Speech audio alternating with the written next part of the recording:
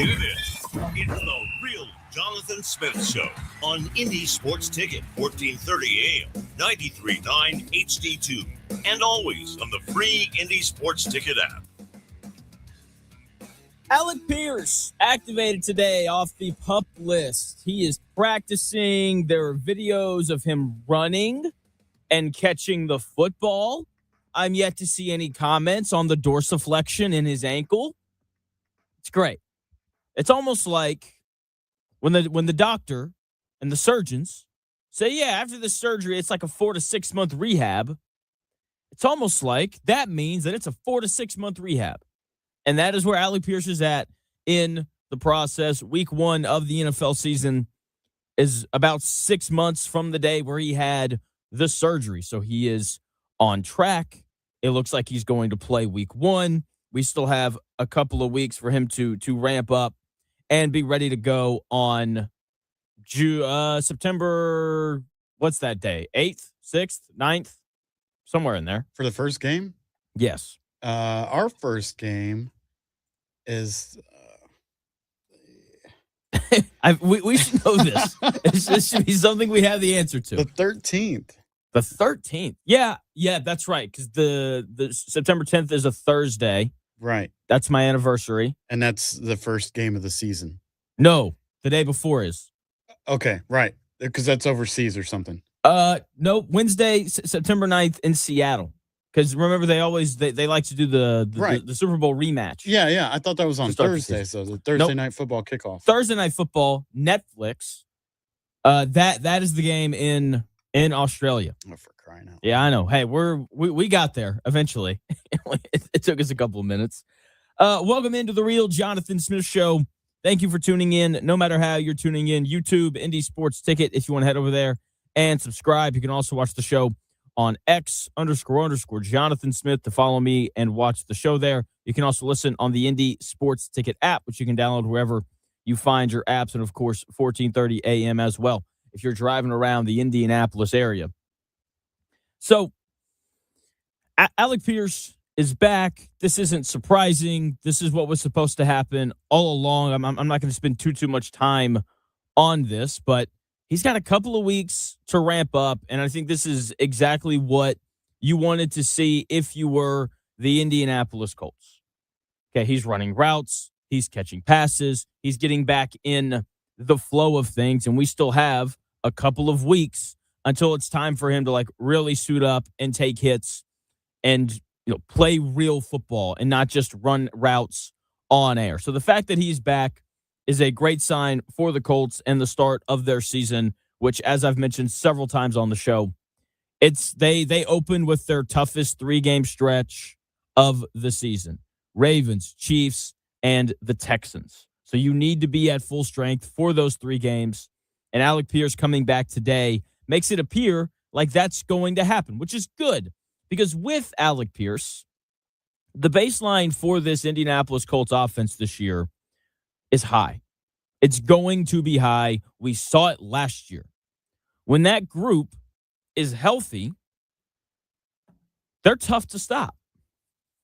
There's a chance that the offense is going to be better this year because I think Keenan Allen's a better player than Michael Pittman. The fact that he can play in the slot or outside gives the Colts some added flexibility. Josh Downs is going to be a bigger part of the offense this year. This offensive line is still amongst the best in football. I don't know if it's quite top 5, but it's certainly top 10, closer to 5 than it is 10 as well, I might add. Jonathan Taylor should continue to be one of the 5 best running backs in the NFL. He better, considering all the money that the Colts just gave him. Okay, there are obvious concerns around Daniel Jones and his health coming off of the Achilles tear, but everyone swears he looks like he's never gotten hurt. And we haven't heard any issues about it. Shane Steichen's not having to limit the playbook or anything like that. And so if that's true, then there's a lot to feel good about for this Colts offense in terms of the baseline being high. The biggest thing, though, and I was thinking about this last night because Chris made an excellent point yesterday on the show. Chris, you talked about the Colts are staying consistent, but if everybody else got better, then that's a problem for the Colts, which is a great point. A problem that if they got better? You said that if other teams in the NFL got better, right, and the Colts stayed the same, that's not good for the Colts. Yeah, that's still a problem. I mean, yes. we can absolutely get better, but other teams are getting better too. And if we got to keep up with the traffic, so to speak. Yes. And I think that for the Colts, if we're going to see improvement in the offense, it comes back to Tyler Warren taking a leap in year 2. He was second on the Colts last year in total receptions and receiving yards. That was as a rookie, and there's always an expectation to improve your game from year 1 to year 2. We saw Leatu Latu do that last year for the Indianapolis Colts. We need to see a leap from Tyler Warren as well. If he's the same guy that he was last year, then look, this Colts offense is still going to be really good. It just won't reach its potential. It won't reach its ceiling. This was an offense last year that was top 10 in every important statistical category. They were 9th in total yards per game. They finished 7th in third down conversion percentage. They were 6th in red zone touchdown percentage. They finished 8th in yards per play. They finished 7th in points per game. The Colts had a top 10 offense last year, and that includes the games that Riley Leonard and Phillip Rivers played for the Colts last year. It's about 5 games. That's impressive. And I think that it speaks to a couple of different things. It speaks to the amount of talent on this offense. And it was before Daniel Jones got hurt. I think it also speaks to Shane Steichen's ability to call plays. Okay, but after Daniel Jones got hurt, there was a significant drop-off. They still finished top 10 in the major offensive categories last year. This year, if you get a healthy Daniel Jones the whole way through, probably not going to happen. But how about if he just doesn't tear his Achilles and miss the rest of the season? If you get that and a productive Jonathan Taylor, and Tyler Warren goes from good rookie tight end, controls the middle of the field. If he goes from that to a bona fide top 5 tight end in football, which is definitely in the cards for him, then I don't think it's crazy to say that the Colts could have one of the 3 best offenses in the NFL if they stay relatively healthy, especially along the offensive line. It feels like a really weird thing to say. Daniel Jones leading one of the 3 best offenses in football. It's a really weird, feels crazy thing to say. But I read you all of those top 10 finishes from the Colts offense last year. Okay, you remember the 5 games of Riley Leonard and Phillip Rivers? Not great. Not great at all. Okay, do you remember where that offense was last year before the Daniel Jones injury? They were on a 2010s Patriots pace in terms of putting up points. By the way, that 2010 Patriots team, that is the best offense ever by DVOA. They were on that kind of a pace before Daniel Jones went down. And now the Colts are coming back with potentially an upgrade over Michael Pittman with Keenan Allen out there. And if Tyler Warren comes back as a better player, then this offense is only going to be more dangerous than it was last year. And what it's ultimately all going to fall on is the Colts' ability to stay unbitten by the injury bug. It is the single most important thing for this Colts offense this year. If Daniel Jones stays healthy, if Jonathan Taylor stays healthy, if these receivers and this offensive line stays healthy, then they're going to score a lot of points. I don't know what to expect from the Colts defense this year because of that gaping hole at edge rusher. I mean, at this point, they may have to cut Tui Moloau with how awful he's looked. But this offense is going to score a lot of points if it stays healthy. Shane Steichen is one of the best play callers in football. They have more than enough weapons. The offensive line is amongst the best in the NFL. They can run the football because of that and Jonathan Taylor.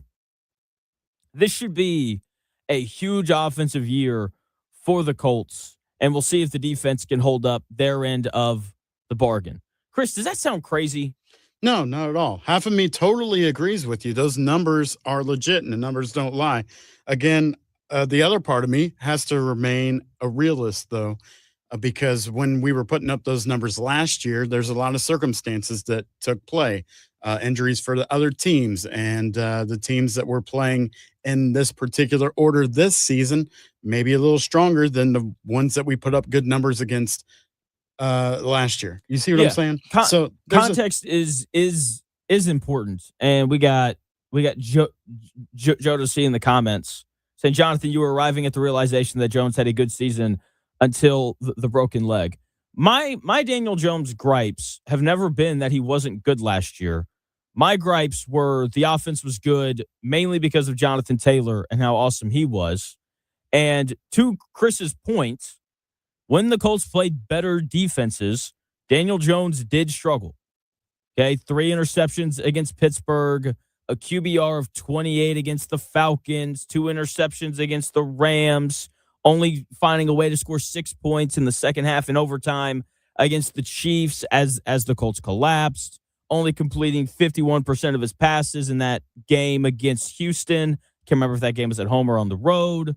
So, Chris, to your point, against the better defenses, it didn't look as good. And I want to go back. I'm going to see if I can pull this up. I'd kind of like to know how many points they actually scored in those games, because I know against Kansas City they scored 20. I'm pretty sure against Houston, I think they only scored I think 20 in that game as well. Yeah. So they scored, let's look here, 20 against Kansas City, 16 against Houston. They scored 31 against Atlanta, but that's because Jonathan Taylor ran for almost 250 yards in that game. And even in that horrific game against Pittsburgh, they still found a way to score 20. And so even in the bad games, because of the running game, because of Jonathan Taylor and this offensive line just having control and having the ability to kind of run the football at will, they're still able to score points. So I don't even think that Daniel Jones has to be great this year. If they can run the football in a similar manner to how they did last year, this is going to be one of the 10 best offenses in football. Yeah, that's part of the consistency that we're looking for. It's like the Colts getting on the interstate and getting over into the fast lane and doing 10 miles under the speed limit is basically what it looks like. And on paper, yeah, we should have one of the top 3, offenses in the league this year. I have to relate to the relationship analogy, right? Whenever you meet somebody on paper up front before that season starts, you see potential, you see a marriage, you see a family and all this other stuff.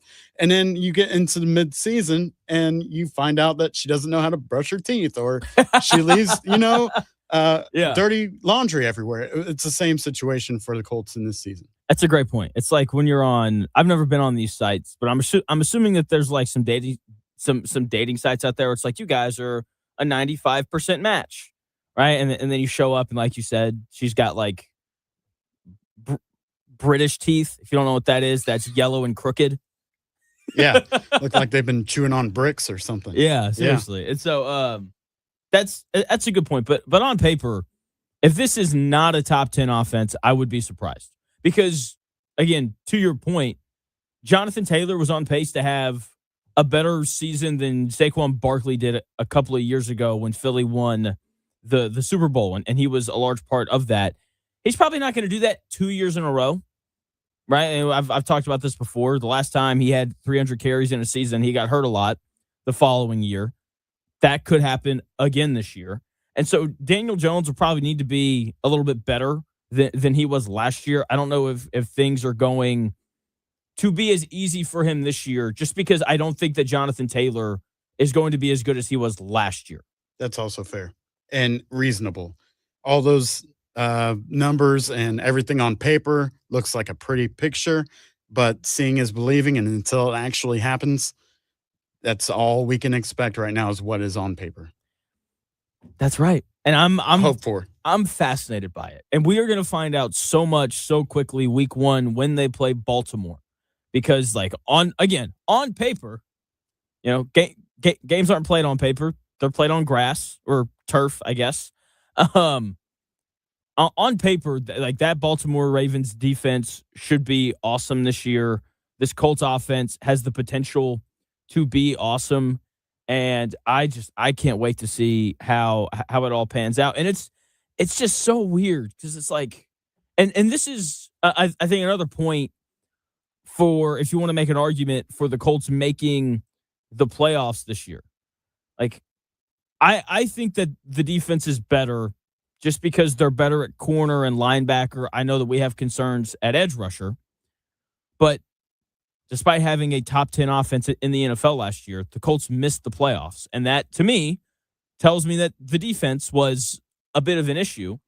And if you, like me, believe that the Colts are better at corner than they were last year and they're better at linebacker than they were last year, they should be improved. Probably not a top 10 defense in football, but they should be improved to a point where if you have, the 7th best offense in the NFL and the 15th best defense, which the Colts didn't have last year, they're closer to like 20th in all of the major statistical categories. So if you see a slight improvement from the defense and the Colts continue to have a top 10 offense, I think you can get to 10 or maybe 11 wins on the year. Big expectations. I don't like this, Chris. I don't like this pivot trail that I'm on because I want to be cognizant of when you hear about a team every single day, like we do on the show. It just becomes easier to buy into them. Yeah, your hopes get higher and higher every day. They do, and like I really pride myself on knowing the rest of the NFL. Almost as well as I know the Colts. And so I'm stuck between this belief of I think that this Colts offense is going to be one of the 10 best in football, and I think that this defense is going to be better. But then, like, I look around the AFC, and I think that the Bills are better than the Colts. I think the Patriots are going to be better. I think the Ravens are going to be better. I think Houston is going to be better. I think Denver's going to be better. I think the Chiefs are going to be better. And there's a decent chance that the Chargers are better than the Colts as well. And that's 7 teams that I think that in the AFC that I think are better than Indy. And there's only 7 playoff spots. There's nothing wrong with being optimistic at all. Yeah. You should be optimistic. That's your team. That's who you're going to watch every Sunday. You invest feelings and time into their success, whether they win or lose. You're still investing yourself in them. So, yeah, your hopes are going to be high. Those 7 teams you just mentioned have also worked to get better. And they may have just worked just that extra little bit harder to be better than what the Colts have gotten better at. You know what I'm saying? We've gotten better too. No question about that. But so have they. And that's the problem. That is the problem. And it's if they hadn't gotten better, we'd feel really good about like, yeah, we're going to lock in a home playoff game at the end of the season. There's no real competitor, but yeah, since the other teams have also improved, not to mention Tennessee getting a little better too. Yeah. So maybe Cam Ward's looked pretty rough in the preseason. Right. But now for the Colts, it's just a matter of can we keep up? That is the question. It's a fascinating thing. 317-228-1430. If you want to call in or text that number with thoughts on the Colts and this Colts offense this upcoming season. You can also comment on YouTube, Indy Sports Ticket, if you want to go find us there to hop in the chat and be part of the conversation. You can tweet at me as well, __ Jonathan Smith. College football prediction week rages on. I'm telling you who's going to win every Power 4 conference. I'll give you my group of 5 at-large bid into the college football playoff as well. And then we're going to have Shehan Jayarajuh join the show coming up at 1:40. Should be a great time. I got roped into playing fantasy football this year. There we go. And so you would play with them, but not us. I see look, how man, it's a family league. Yes. Okay. There are just like there's certain people in everybody's lives that if they come to you and they ask you to do something, you're going to tell them yes. That's fair. And my father is one of the people on that list for me. Makes sense. And so he came to me the other night and he was like, Jonathan, I know that it's last minute. Would you want to play in a fantasy league with just our family? I said, how many do we have right now? Because he knows how I am. Like I'll play, but I'm not going to rally the troops for us to play. And he was like, right now, he's like, if you play, we'll have 9. We need one more. And then he was like, I'm talking to your uncle about it. Okay. And then if he says yes, we're good. We have 10. He said no. So my wife is going to play. Let's go. Which, like, She ever played before? The last time she played, she finished second in her league. Nice. So she's like, she knows what she's doing. I was talking to my dad last night, and he was asking me, he was like, Jonathan, you're probably going to do pretty well just because you know who all these players are. I was like, Dad, I'm not going to do very well, but that's okay. And I was telling him, I was like, look, I'm going to print off a cheat sheet, and that's really all the prep that I'm going to do. And he goes, oh, he's like, are you going to print one off for Amelia as well? I said, absolutely not. She's on her own. That is not true. You know you're going to take care of your wife during fantasy season. I texted her. I said, do you want I offered. I did offer. I said, do you want a cheat sheet for tonight? Because our draft's tonight. We joined the league yesterday, and the draft's tonight. If she doesn't respond, I'm not going to print one. If she doesn't text me back, I'm not printing one. I guess, man. You're trying to create some hostility in your house. This is what being a Smith is. It's like we are, my whole family, hyper competitive. Every single one of us. And so look, Amelia knows this. She's also very competitive herself.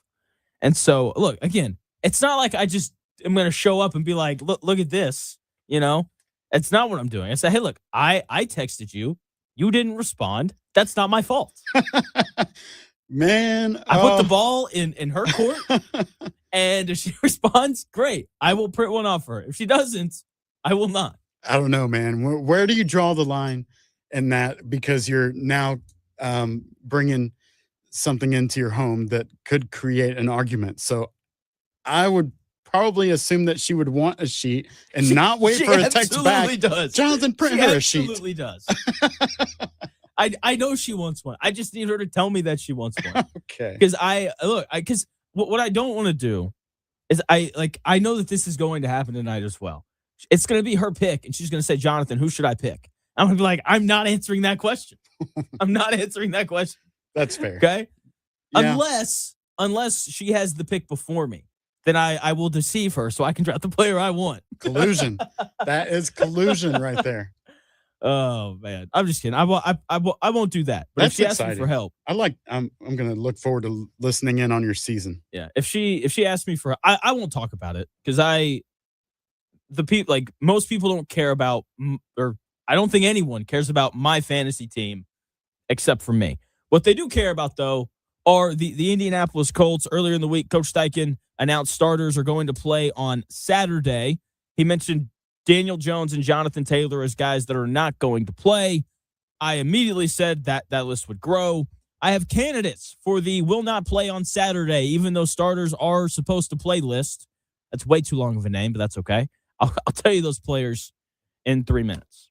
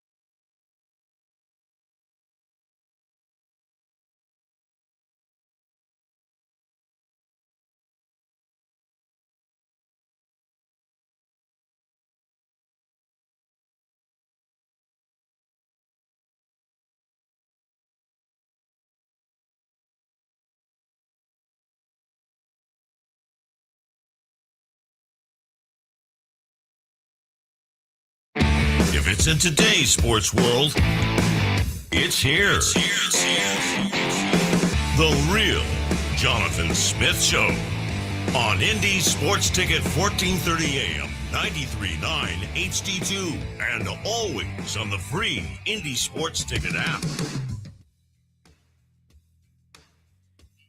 Fantasy football drafts, fantasy football stories. Oh, Chris, I haven't told you the best part about my fantasy team this year. Is it the name? Oh, yeah. What's the name? What is your team's name? Let me ask you first. So for my money league that I play in every year that I invest money in is that my team's called Hooray for, and then the numbers 8008, and then the number 1. You can get what the 8008 calculator would spell. Oh, okay, yeah. Hooray for. Okay. That word. So you can say that word on the air. You can say boobies on the air. You can say boobies. Okay, well that's the name of my team for years. Hooray for boobies. Nice. My team name is Unsolicited Knicks Picks. Nice. Solid choice of a team name right there, Jonathan. Oh man, so funny. All right. So earlier in the week, Coach Steichen announced that starters are going to play on Saturday, and then he specifically said Daniel Jones and Jonathan Taylor are not going to play. That list is going to grow. It already has. Listen to Colts cornerback Mooney Ward talk about if he plans to play on Saturday. Do I plan to play Saturday? Nah, I don't plan to play Saturday. But I don't know if Coach say the same, but I don't plan to play Saturday. One of the smoothest answers you'll ever get right there. Hey, man, I don't know what Coach wants, but I'm telling you right now, I'm not playing on Saturday. He shouldn't play on Saturday. He's an older player with a history of concussions and is currently coming off of a back injury. He should absolutely not play on Saturday. You know what that was? That was a pimp response. That was actually Alec Pierce talking about Saturday, not Pierce. Mooney Ward. Okay. Oh, man. Mooney Ward should absolutely not play on Saturday. If Coach Steichen runs him out there, it is an idiotic decision. It's that plain and simple. Just like running Daniel Jones or Jonathan Taylor out there would be idiotic. Here are the other players that the Colts should add to that list of starters that are not going to play. They should not play DeForest Buckner or Alec Pierce or Josh Downs or Mooney Ward or Tyler Warren. DeForest Buckner and Alec Pierce are coming off of off-season surgery. They should not sniff the field. Alec Pierce won't. I think we can all safely assume he's not going to play because he's been hurt all of camp. Buckner's been healthy all of camp. I would be stunned if we saw DeForest Buckner suit up. It'd be very surprising. Josh Downs, Mooney Ward, and Tyler Warren have all recently been nursing injuries. Josh Downs has a calf. Shouldn't play. Mooney Ward has a back. Shouldn't play. Tyler Warren has a hip. Shouldn't play. Keep them off the field. The more I've thought about this, the less I like the idea of playing the starters, if I'm being honest. The Colts have done an excellent job of getting through training camp without anybody getting hurt. There's been no catastrophic Quentin Nelson set to miss 10 weeks with a broken whatever. We haven't heard anything like that. So-and-so tore his ACL. That was a theme last year. Justin Wally tore his ACL. Honey Wohler did something to his foot. Both of those guys, season over before it even started. That hasn't happened to the Indianapolis Colts yet. Okay, and hopefully it doesn't happen at all. Playing your starters in the preseason could ruin that. I understand that guys can get hurt doing just about anything, but why put them in harm's way? So they can play 8 to 12 plays, then go sit on the bench? I don't think that's doing them a ton of good, especially the older guys. Like, does Quentin Nelson really need to play in the preseason? No. Neither does any one of the other starting offensive linemen. Giving preseason reps to 8-year-old veterans is like putting training wheels back on a Harley. They don't need practice. And if you fall over, it hurts just as bad. Well, what about Jalen Travis, new starting right tackle? Jalen Travis has played in the first 2 preseason games. He's good. Sit him down for the rest of the preseason. You were one offensive lineman getting rolled up on the wrong way from having an offensive line issue at the start of the season when you're going to have to block Matabuke, who had 12 and a half sacks as a defensive tackle the last time he played, and Trey Hendrickson, one of the premier edge rushers in the NFL. I would like those guys to be healthy. Sit these guys down. They don't need to play. The risk isn't worth the reward. What is the reward of playing the starters 8 to 12 plays? I genuinely don't know. What are you gaining from those 8 to 12 reps?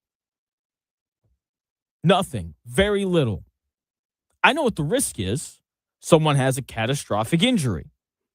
Playing your stars for 10 snaps is like taking a $100 million winning lottery ticket to the casino, putting it on red, and hoping to win a free soda.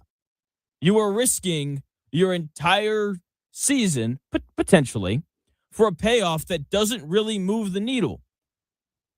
I'm just not convinced that the risk is worth the reward. Okay? That is the reality of it. The risk isn't worth the reward. Now, there is a guy in Colts camp where the lore just grows. Like it's reaching Babe Ruth levels. This is a guy we've never seen, but we just keep hearing about how great he is. The lore and the legend of Justin Wally continues. I've got that audio for you in 3 minutes.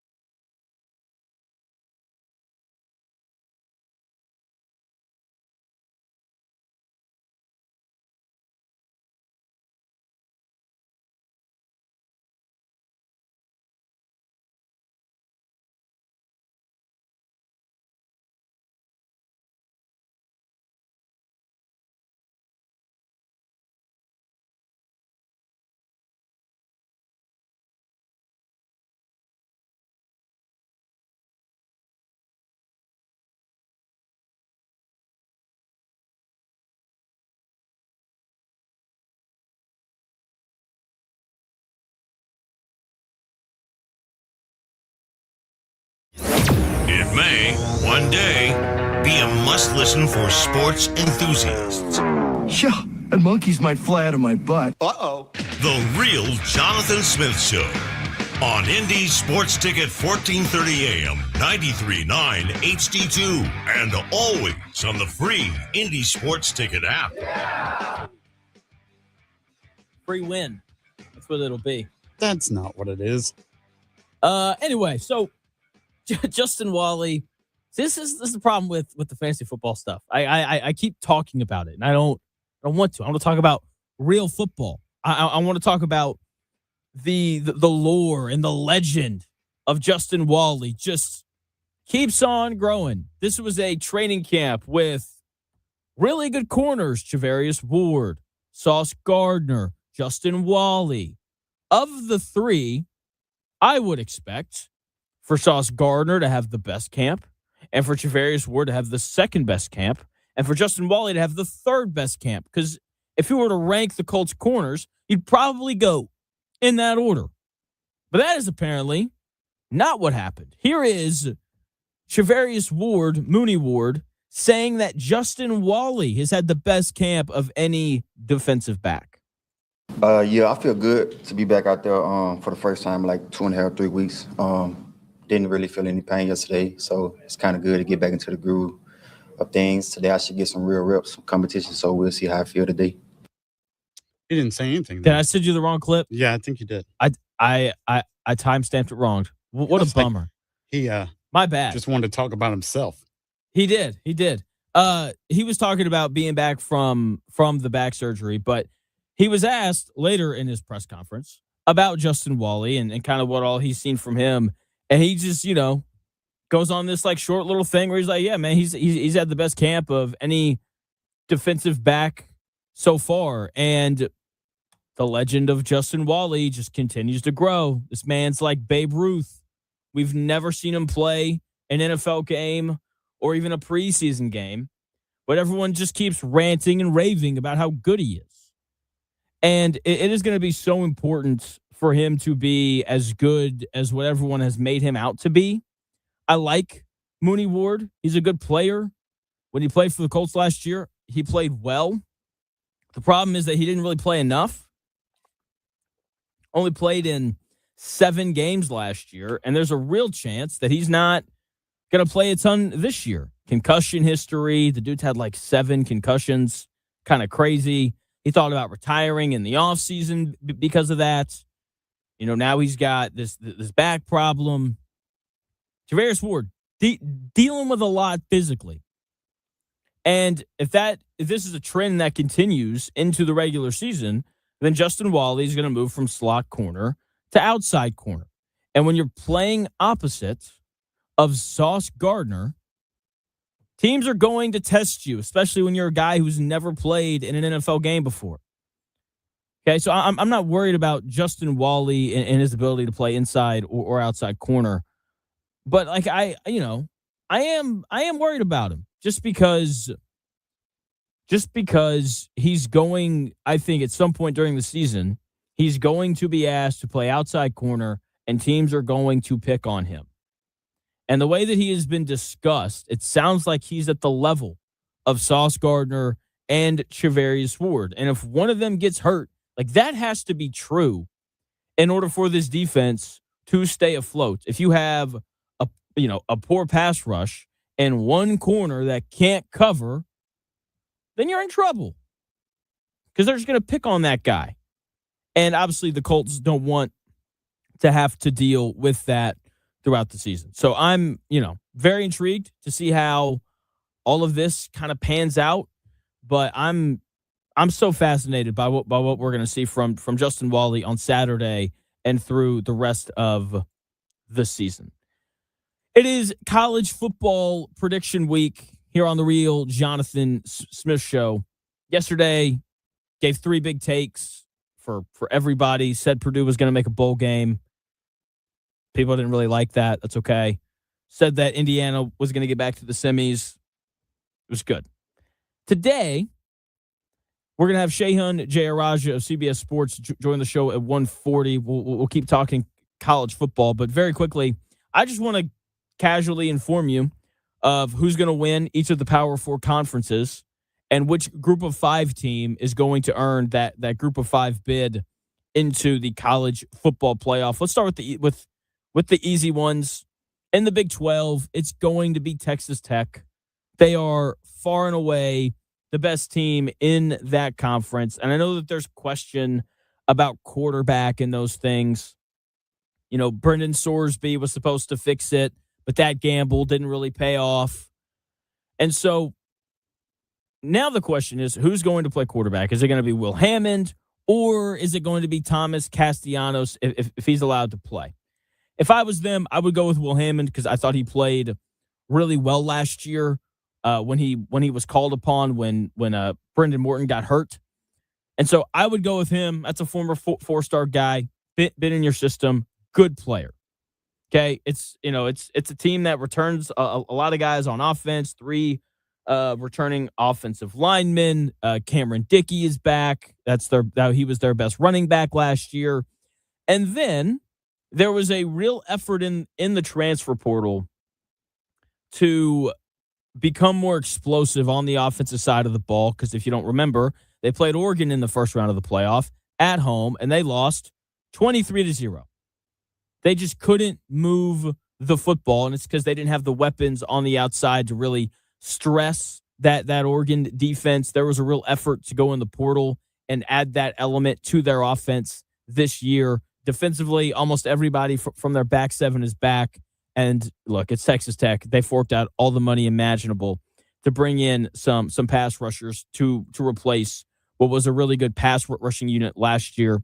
They're winning the Big 12. I think the bigger question is, who do they play in the Big 12 title game? Is it going to be BYU, who's got Bear Bachmeier back, and LJ Martin? That's probably the best backfield in the Big 12. They got some returning offensive linemen as well. I don't know how well they're going to rush the passer because not Kyle Casper. He's their new receiver because Jack Kelly is gone. He had 10 of their 30 sacks last year. So I think that if you want to take a dark horse in the Big 12, I think you take Houston. Willie Fritz is a good coach. Houston won 10 games last year. They went 10-3. Their quarterback is back. They've got weapons. They've got what is supposed to be a pretty stout defensive front. Okay, they've got returners at linebacker and safety and corner. They're a little thin at corner, but like their top end talent is good. The question for them is going to be the offensive line. If they replenish that in the portal, Houston's going to be more than capable of being the second best team in the Big 12 behind Texas Tech. In the ACC, I think you have to pick Miami to win the conference. They are just head and shoulders better than everybody else. Like, I like Coach Braum at Louisville. SMU and Rhett Lashley, like they've only lost 2 conference games since joining the ACC. Those are the other 2 teams in the conference that could maybe push Miami. But Miami's going to be dominant. Again, they bring in Darian Mensah, transfer from Duke, one of the better quarterbacks in college football. Malachi Toney is back. Their running back, who had a really strong finish to last year, Mark Fletcher, he's back. They brought in some more receivers. The question for them is going to be replacing 4 starting offensive linemen from last year. Not really worried about that. That's what Mario Cristobal is really gifted at doing. And then defensively, they have to replace Ruben Bain and Akeem Mesidor, 2 guys that were drafted in the first round this year. Look, they're not going to land 2 edge rushers as good as those guys, but their entire secondary is back, so they don't have to have as good of a pass rush this year as they did last year. They're winning the ACC. If they don't, we should keep them out of the college football playoff. If you don't win the ACC, you should not be allowed in, even if your team is talented as Miami. In the Big Ten, I didn't really know who to take in the Big Ten because you have so many options. I ultimately went with Oregon. I don't love that pick, but you got to pick somebody.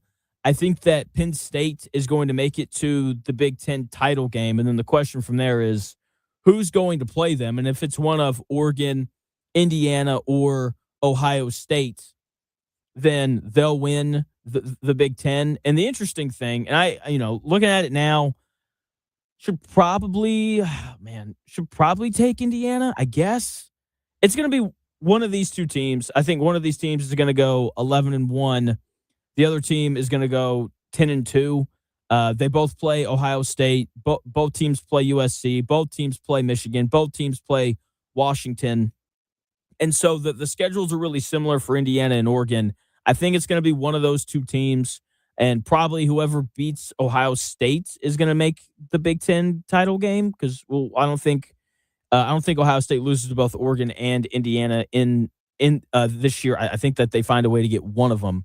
So that's probably the differentiator. I'll go with Oregon because I picked them to win the national title, so we'll pick them for the Big Ten as well. But again, Indiana more than capable of winning the Big Ten. SEC, I'm going to take Georgia. Texas is probably the most talented team in that conference. There are a lot of people picking Texas. Actually, that's not true. Everyone is talking about how good Texas is going to be. I've seen very few people actually pick them to win the national title. I feel like every time I look up, someone else is picking Notre Dame to win the whole thing. Anyway, that's not the point of this. I'm taking Georgia because when you look at the history of Georgia and Texas, since Coach Sarkisian has gotten to Austin, Georgia owns them. Georgia seems to beat them every single time that they play. Georgia went into Austin last year, and to say that they embarrassed them is probably a bridge too far. But I would argue that they exposed them last year, and that, and the offensive line issues that Texas had. They went in there, they won 35-10. Wasn't really a contest. Arch Manning running for his life. And Kirby Smart just kind of continues to have Steve Sarkisian's number. So I'm going to take Georgia to win the SEC, even though I don't necessarily think that they're the most talented team in that conference.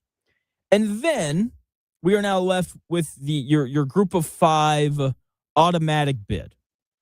And I think that there's 3 teams that you really have to look at to pick to come out of the group of 5 and be the sacrificial slaughtered by one of these Power 4 schools in the first round of the college football playoff. Boise State has to be on there. They are the heavy favorite to represent the group of 5 conferences this year. Maddox Madsen is back. Dylan Riley and Sire Gaines are back as well. Those are the 3 guys that are going to lead the way for Spencer Danielson's team. The defense should be solid once again. There's some questions on the back end, but this should be a really good offensive team. UNLV, I think, is your second option. Dan Mullen's the best coach in kind of that group of 5 space. They do have a bit of a rebuilding project on their hands. They've only got 5 starters returning, but they do have Jackson Arnold coming in to play quarterback. He's an intriguing fit for Dan Mullen in that offense. Jaden Thomas is back to play running back for them, so that they should be able to run the football. But the biggest thing for them is they have to find a way to improve the defense from last year. Last year, they gave up about 28 points a game. They play Memphis week 0 on Saturday. That is a huge game for who is going to potentially earn that group of 5 bid. So UNLV, I think, needs to be in that conversation. And then Memphis is the third one. They have a new head coach, Charles Huff. Ryan Silverfield left to go be the head coach at Arkansas. Charles Huff only inheriting 1 starter. But Memphis has a really nice transfer class. They're going to be in the thick of it to maybe win the American Conference. And so if they do, if you win the American, you have a great chance of being that group of 5 team. Ultimately, I'm going to take UNLV because at the group of 5 level, I just want to bet on coaches. And I think that Dan Mullen is the best coach at that level. And I get it. There's a lot of, holes that need to be plugged and those kind of things from this offseason transfer portal. I think that Dan Mullen finds a way to do it. and we're looking at the UNLV Rebels playing in the college football playoff. But again, that week 0 game between them and Memphis going to be pretty big for who ends up representing the group of 5. Oh man, that was a lot to run through there. Feel better though? Do I feel better? You feel good about what I feel good about your choices. Like,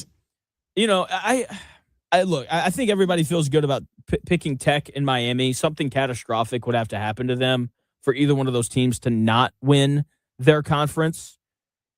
I don't like picking Oregon because Indiana and Ohio State could also just as easily win the Big Ten. I feel decently good about Georgia winning the SEC. You could ask about, you can look at, Texas obviously has a lot of momentum. Alabama is a team that people are really high on, but it's one of those things with Alabama where I'm like, do we actually like Alabama or do we just like that they're Alabama? If everything comes together for LSU, then they could win the SEC. I just think that Kirby Smart's the best coach in the SEC, and when I don't know who to pick, I'm going to pick the best coach. That's fair. There you go. Yeah. So, yeah, I know you're... I'm still learning. You just have so many college football thoughts running through your head right now. You just don't know where to start. Overflowing. I don't know which direction to go yet. Overflowing. You're like, oh, man.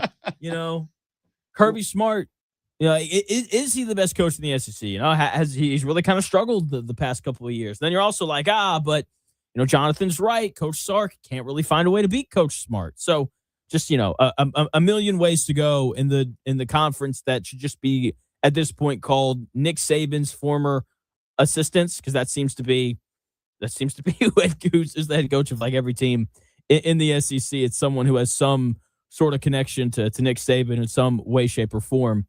But there you go. One more time for you. I'm taking Tech to win the Big 12, Oregon to win the Big 10, Georgia to win the SEC, Miami in the ACC, and I guess we'll take UNLV to win the group of 5 college football playoff bid.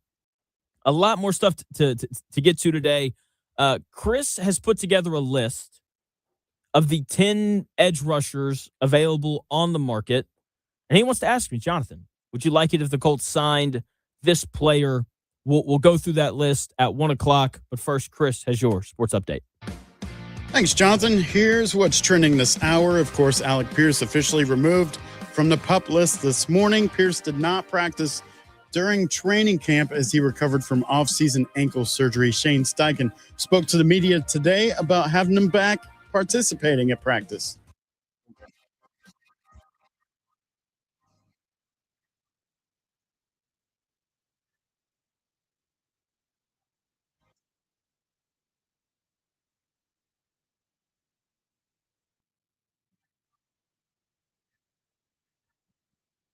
Pierce likely won't play in the preseason finale with the Detroit Lions. That game Saturday afternoon at 1 o'clock on CBS4 from Lucas Oil Stadium. Shane Steichen also mentioned that Keenan Allen wants to play on Saturday and will get some reps, and it sounds like DeForest Buckner will also play a bit as well. The Indiana Fever are actively chasing a top 4 playoff seed as they return to action against the Connecticut Sun at Gainbridge Fieldhouse. That's tomorrow night on the Ion Network if you're not going to the game. Fever are just a half game behind the Atlanta Dream in the standings. This will be the Fever's final live game before the FIBA Women's Basketball World Cup break. The Sun, who they play tomorrow, fell to the Valkyries last night, 89-64. Big win there for the Valkyries. One of the most famous weekends in local racing begins tonight with the iconic Sprint Car Smackdown in Kokomo. That'll see more than 50 elite USAC drivers compete in the 3-night championship gauntlet. So if you need a racing fix, go check that out. That's what's trending this hour. More of the Real Jonathan Smith Show in 4 minutes on Indy Sports Ticket 1430.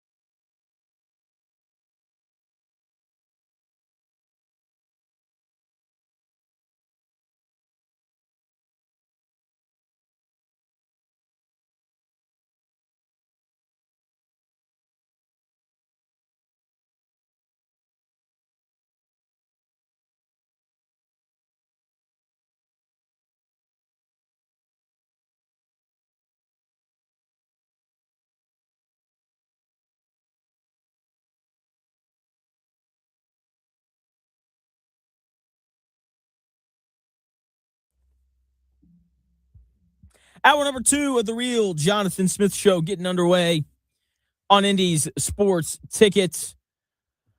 Man, Alec Pierce back today, activated off of the PUP list.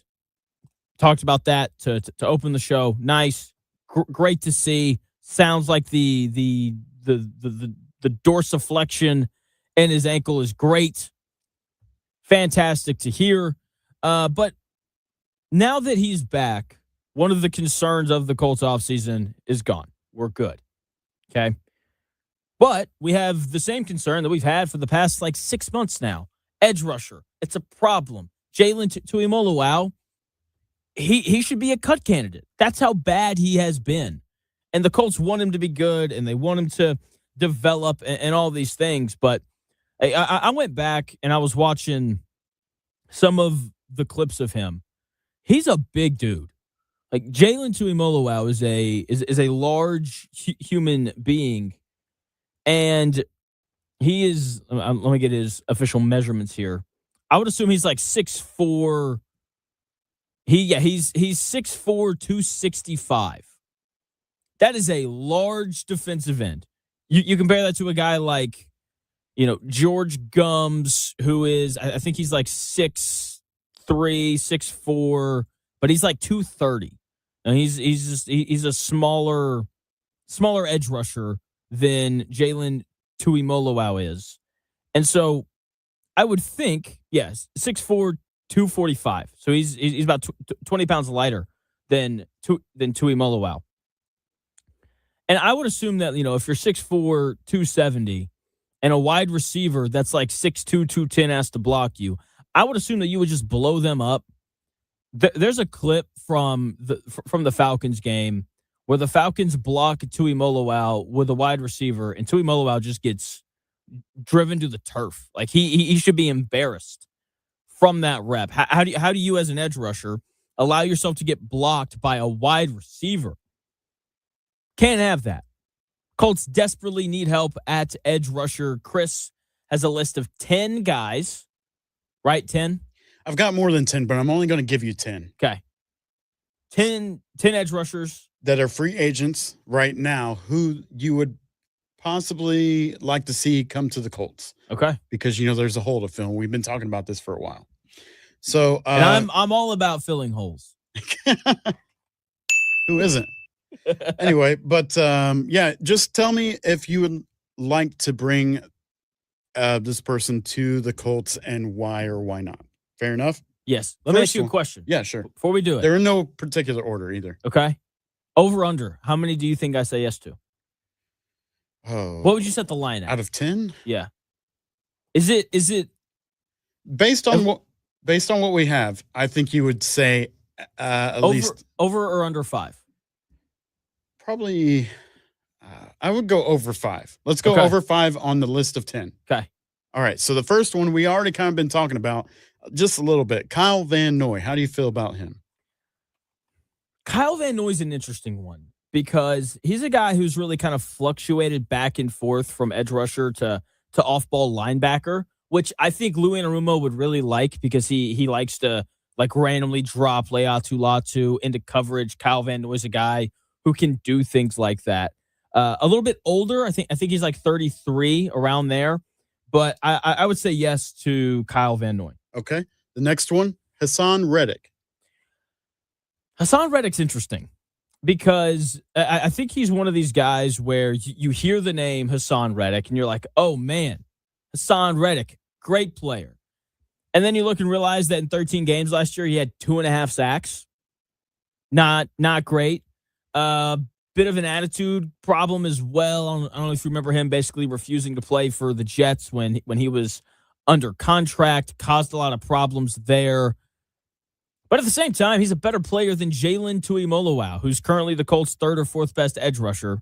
So I would say yes to Hassan Reddick. I think if you're Ballard, you're at a point where that you have to win and you're willing to risk the headache of Reddick if it allows you to win a little bit more. Okay, 2 for 2. The third one I have here. What do you feel about Leonard Floyd? Do you know about Leonard Floyd? Floyd's still on the market? How old is he now?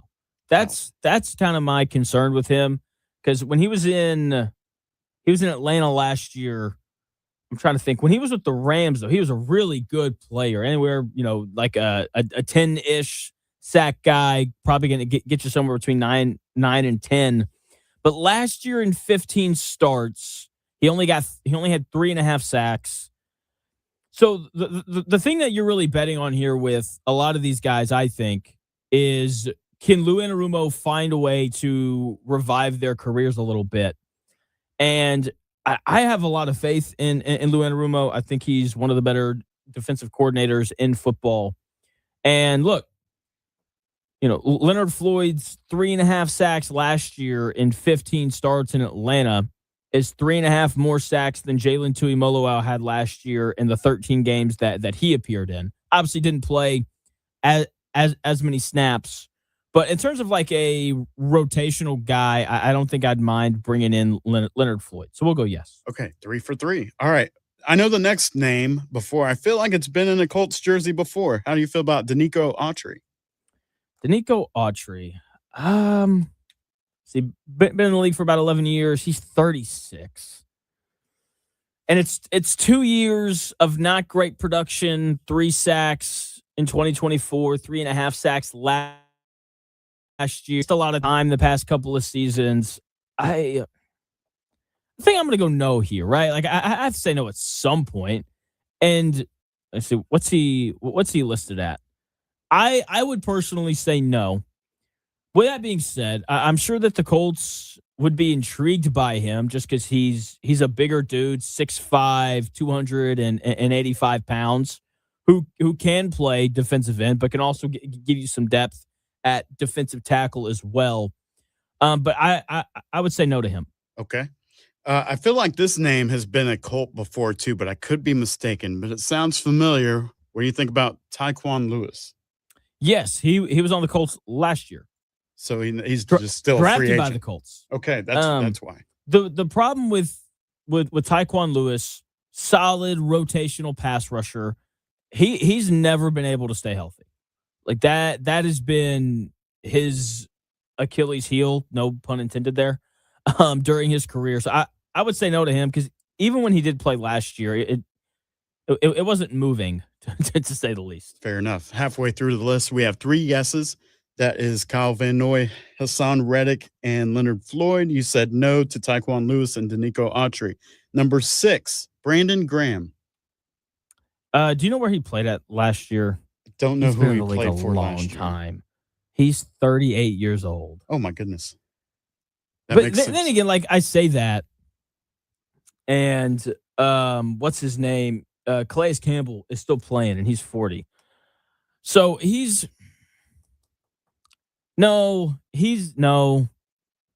3 consecutive years of, no more than 3.5 sacks. Plus He's the age thing. 38. Yeah. No. What we're also considering is what they have left on their budget, right? Or their room for spending. They have room for all these guys. Okay. They got $22 million left in their cap space. So yeah, they have plenty of money to sign all these guys. Okay. A name that I wouldn't mind seeing come to town, Josh Pascal. Why would you not mind seeing him? I think it's the rapport. I want to say that he had some good moments in Philly, right? Are we thinking about the right Josh Pascal? Maybe I'm thinking of a different one. JOSHPASCHAL? Yes. Yeah, he's only been in the league for 3 years, was drafted by the Lions, was a 2nd round pick. Okay. Maybe it's a different one, but huge guy. You may be thinking of Eric Pascal. Could be. Anyway, oh man, the profile's pretty similar to Tuimoloau. Bigger defensive end. Josh Pascal's 6'3", 275, was the 46th overall pick. Tuimoloau was the 44th overall pick. And so oh man, can you get more production out of him? I mean, why not? He's a younger player. He's at least got some playing time on his record that's not terrible. Started 10, hasn't played in the league, and he didn't play in the league last year though, and I don't know why that is. So I mean, a guy a full year removed from football, I don't know if I love that. I mean, they didn't love. They don't love Tuimoloau either. I mean, they pulled in Phillip Rivers after how many years? So That's that fair. obviously doesn't matter. Yeah, fair enough. Yeah, but it's also Phillip Rivers. We're talking about Josh Pastner. Touche. You know what I mean, though. You know, and so I'm gonna go no. No, I don't think so. I don't think that he's really what they're looking for. Okay, 3 yeses and 3 nos. The next one I see on free agent list quite a bit. Shaq Barrett. Shaq Barrett. Does he have one arm or is that his or hand? I think it's the one-handed player, yeah. He's been around. But he Jeez, seems to still land a roster spot every season somewhere. 33 years old. Only played in one game last year for Tampa Bay. I'm gonna go no. Only played, he's a guy who's had like one awesome year. That's 2019. He has 19 and a half sacks. And then the next 2 years, he was okay, like 8 sacks in 2020, 10 in 2021. Every year since then, though, it's been pretty bad to a point where he only appeared in one game last year. So I'm good on Shaq Barrett. Are you keeping the score there? I think it's 3 I am. yeses and 4 nos so far. I've just got my yeses down. I've got 3. Okay. Next one, I'm possibly going to screw up the name. Yannick Ngakoue? Yannick Ngakoue, Yeah. former Indianapolis Colt, if I remember correctly. Yep, he was here in 2022, played 15 games, had 9.5 sacks. So, congratulations to Yannick Ngakoue. No, I'm good. We don't need Ngakoue back here. I believe this is the guy who would just his pass rushing lane integrity wasn't very good. He would just kind of try to sprint around the offensive tackle, and that was pretty much it. And so, yeah, no, I'm good on Ngakoue. Okay, I think I got 2 left for you. This other one, I believe, was also a Colt at one point. Jerry Hughes. Was Jerry Hughes a Colt? I think he was. And then he ended up, I want to say that he went to Been in the league a Houston. long time. Oh, man. He was. Yep. Rookie season came in 2010. Oh, Went yeah, that to is a long Buffalo. time. Was in Buffalo for a while. Best years were there. Then last year, he played for Houston, 0 sacks in 7 games. I'm good. We don't need Jerry Hughes. I'm okay. Okay. Last one, Dwayne Smoot. So it is that SMOOT? Yes. Yeah, I see him right here. It's very rare that you read a player off and I have no idea who they are, and you've done so with Dwayne Smoot. So, okay.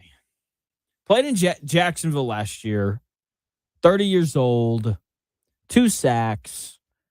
What percentage of the snaps did he play? Played 41% of the defensive snaps last year. So we're looking at a rotational guy, bigger defensive end, 6'3", 275. Can he defend the run, right? Because I think at a minimum, if you're bringing in a rotational guy, you want him to do one thing well. And I guess that's kind of my question. What is the thing that he does well? He only has 2 sacks. If he's I think he's more of a run stuffing defensive end, which I know no one wants to hear about because we're freaking out about the Colts pass rush over here. But just having a guy that you can play on early downs to give Latu and Arden Key a breather, I do think that's nice to have. So sure, come on down, Dwayne Smoot. All right, so we got 4 out of 10. 4. 4 out of those 4, who would you want to see on the Colts the most if needed? Well, we obviously need it, but if there was a possibility. I think my answer is Kyle Van Noy. Not too terribly. He's 35. He's 35, but when you look at his history, he has a better, I think, recent history than anybody else. I think he's a flexible player too, in terms of just the ability to drop back in coverage if you need him to. If you are desperately looking for a linebacker, he can do that for you. But he can also put his hand down in the dirt and go get the passer. So this is a guy who had 12.5 sacks 2 years ago, 9 sacks 3 years ago. I think he's the guy. If the Colts were to go sign someone off the free agent market, I think Kyle Van Noy can be your rotational guy. You think it'd be more of a free agent signing or a trade for somebody who is on a team? I think if the Colts were to make a trade, it would be a high end thing. Like they would cough up another first round pick for Max Crosby. They would send multiple picks to Arizona to bring in Josh Sweat. They would do something like that. Send a second round pick to Pittsburgh for Alex Highsmith. I think I think those trades really only happen after the season started. Because like the Steelers think that they're going to be pretty good, but if they get to week 7 and they're 2-5, then they may look to start kind of selling on some guys. So I think a signing is a little bit more likely, just because I think that they know that they need help now. Fair enough. I'm going to give you a quick sidebar, just a quick short one. During my sports break, I read the news that Steichen announced that Keenan Allen and DeForest Buckner are going to play on Saturday. They are going to play. They are going to play. Keenan wants to play, gosh. and he will play a few series on Saturday as well as DeForest Buckner. Insane. I think my question is fair. What is the reward? Like, what is DeForest Buckner really going to get out of 8 to 12 plays?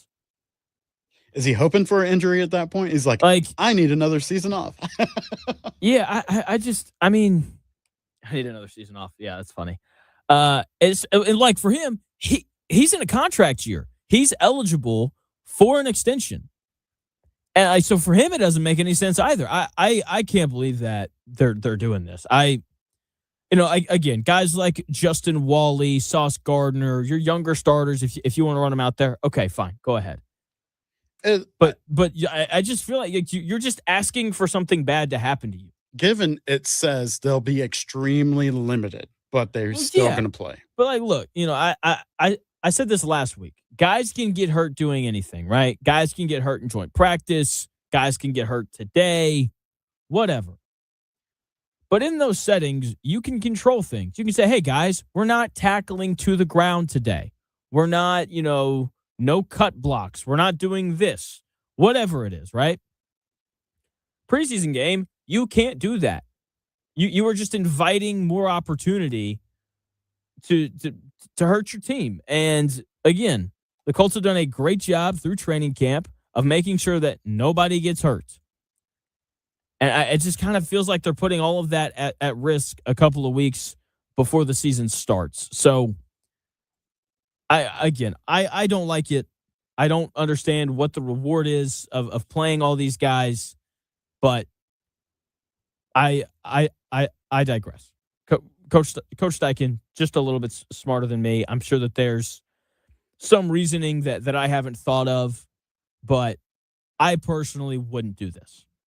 You think it was more of it possibly being like a matchup thing, like so-and-so from the Lions is going to be out there. I want to see how he performs against somebody of this stature, and I don't want to wait until week 1. But that's what joint practices are supposed to be for. And, it's a good thought. The Lions played their starters week 1 of the preseason. I don't know if the Lions are playing starters against the Colts. Are Lions playing their starters against the Colts on Saturday? Okay. AI says, so who knows if it's actually true or not. AI claims that apparently the Lions are planning on playing their starters, including Jared Goff, which is interesting. I wouldn't do that if I was the Lions either. But hey, we'll see what they wind up doing. That's what it looks like they're doing. Just looking at A2ZSports.com. This article came out on the 18th. So it looks like there's a chance that they're going to play him against the Colts. And I wouldn't do this if I was Detroit. I wouldn't do it. Yahoo Sports says they're not going to play their starters, but Yahoo, more reliable. So then like you're not even getting great work, right? If you're playing against backups, to your point, right? Because like I can see that, like Colts, want a few more reps against an opposing team's starting units. And they're not going to get that. They're going to play against backups and Josh Dobbs. And I just don't understand the point of it. I think that the risk greatly outweighs whatever the reward is, because I'm sure that there's some reason why they're doing this. So we'll see how it goes. I'm fascinated by it. It is nice to hear though that Keenan Allen's going to play. I get that one a little bit more, just because he's missed all of training camp. He probably needs some more reps just to kind of get into a rhythm and flow. Whereas a guy like Buckner, who's been active since day one of camp and has apparently looked really good, I don't think that we need to see him. Yeah, Keenan Allen probably just wanting to get some rust off. He last played earlier this year in a playoff game for the Chargers. So just trying to get that muscle memory back, probably. Absolutely. Absolutely. A lot more stuff for us to get to today in the world of the Indianapolis Colts, but the NFL continues to prove why they are, one of the best leagues in the world. They just do things that make sense. They got rid of something yesterday. It was a great move. I'll tell you what it is in 3 minutes. If you were looking to assist those affected by the floods throughout Indiana, please go to indiesportsticket.com. There's a link there. If you click on it, it'll take you to a place to help those impacted by the flooding. We'll talk more NFL in 3 minutes.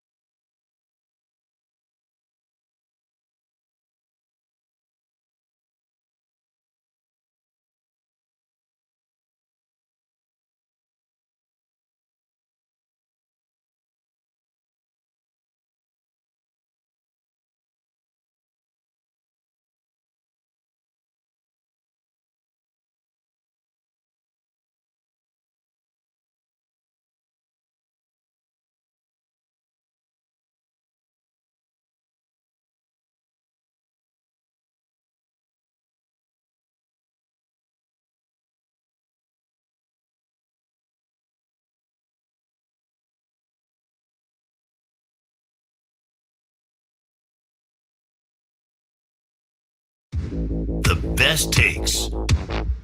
Maybe. The Real Jonathan Smith Show on Indy Sports Ticket 1430 AM, 93.9 HD2, and always on the free Indy Sports Ticket app. We're taking things seriously over here, Chris. Like we always do. You know, we lost our basketball game on Tuesday. It's a problem. So we're playing on Saturday. Did you score more than 7 points? No, I rolled my ankle, strained my hip, and hurt my left knee. So I didn't play very much. Was it your above knee or your below knee? Yeah, okay. Sorry. Okay. All right. I told you, fine. man, get some of that Blue Emu. Shameless plug. I use Blue Emu, and that stuff is way better than Icy Hot, and it doesn't smell like Icy Hot does. Get some Blue Emu for real. Okay, sounds good. So, but I'm fired up though. To answer your question, I scored 4 points. It was incredibly frustrating. We got a guy on our team who he took a lot of bad shots. He said it after the game. He felt bad. We lost by 3. So we just got to clean up the shot selection and we'll be fine. And the NFL. Wait, but you said you play on Saturday. What's Saturday's game? We're playing pickup. My buddy is the assistant athletic director at one of the Avon schools. And so he's just like, we can open it up and play whenever y'all want. And I'm like, Saturday morning, 8:30. Oh, 8:30. Yeah. You want to Before come? the Colts game. Maybe. If I'm up. Can you? Are you going to be up? We'll talk about it. I'll be honest. I'm going to ask you a question. Nobody's going to pick me up though. They're going to look at me and be like, not that guy. Here's how we do it. So whenever everybody shows up, you shoot free throws.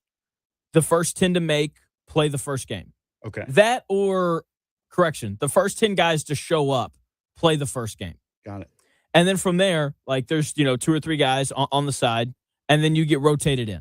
I'll be honest, Chris, when is the last time you touched a basketball? Pre-COVID, probably at least. Oh man! Unless you count the basketballs that they have, what Great Times or one of those Dave and Buster's or something. That's different. We were talking about doing a combine in April. Dude, I feel mean saying this. The guys that are playing on Saturday play like multiple times a week. If you show up, you might be a little out of your depth. I would recommend like playing a little bit, finding like a little bit of rhythm. I'm going to be the James Johnson of the you're just going to be knocking dudes out? Going to be flying hang out around, on the throwing bench, elbows? When I get put in a game, somebody's getting knocked out. Oh, man. All right, continue. Anyway, the NFL, speaking of guys getting knocked out, that Sean Taylor clip of him knocking out that punter, just, it got around the internet a little bit too often. And all of a sudden, the NFL went from, you know what, we probably shouldn't tackle each other in the Pro Bowl to let's play dodgeball and let's play, team building games that you would play on a work retreat. And let's play flag football instead of real football. And as they continued to soften the Pro Bowl, people became less interested in the Pro Bowl. And the Pro Bowl is now gone. Do you remember, Chris, when they tried to do the reception contest? Do you know what I'm talking about? I think so. Because, like the NBA has, the 3-point shootout and the clips of like the quarterbacks throwing through all the different hoops and those like that's cool. Yeah. I like watching that. Like a skills challenge. Yes. But watching the wide receivers basically try to do the equivalent of like a slam dunk, contest. Not a fan. They're like jumping onto like mats, trying to catch the ball one-handed. That was a little weird. And I'm like, I appreciate the attempt, but not great. So, but they have completely eliminated the Pro Bowl, which is good. Guys were turning down opportunities to play in the Pro Bowl anyway. Do you know who was a Pro Bowl selection last year? Daniel Jones. No, I'm sure he got a call, but he said no.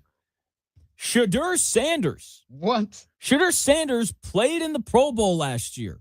When you have a guy that only plays that only starts 7 games, throws 7 touchdowns to 10 interceptions, only completes 56% of his passes. If you have that guy playing in the Pro Bowl, you should probably cancel the Pro Bowl.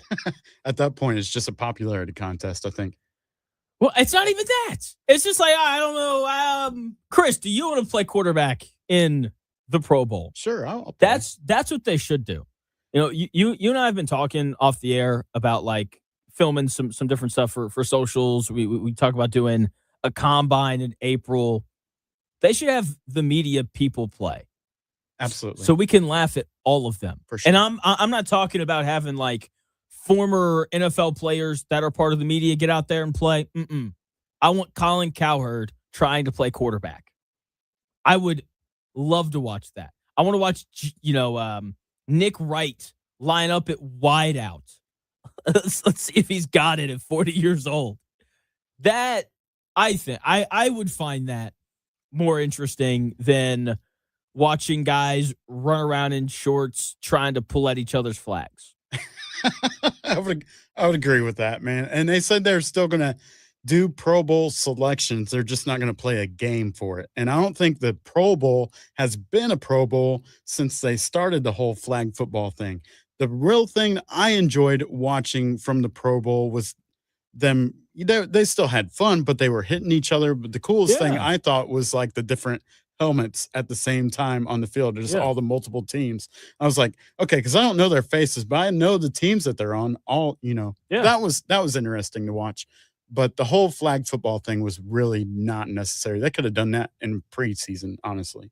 Yeah, it's just not great. What I would prefer them do, if instead of having the Pro Bowl at the end of the year, eventually the NFL is going to go to 18 games in the regular season. Could happen next year. We'll see.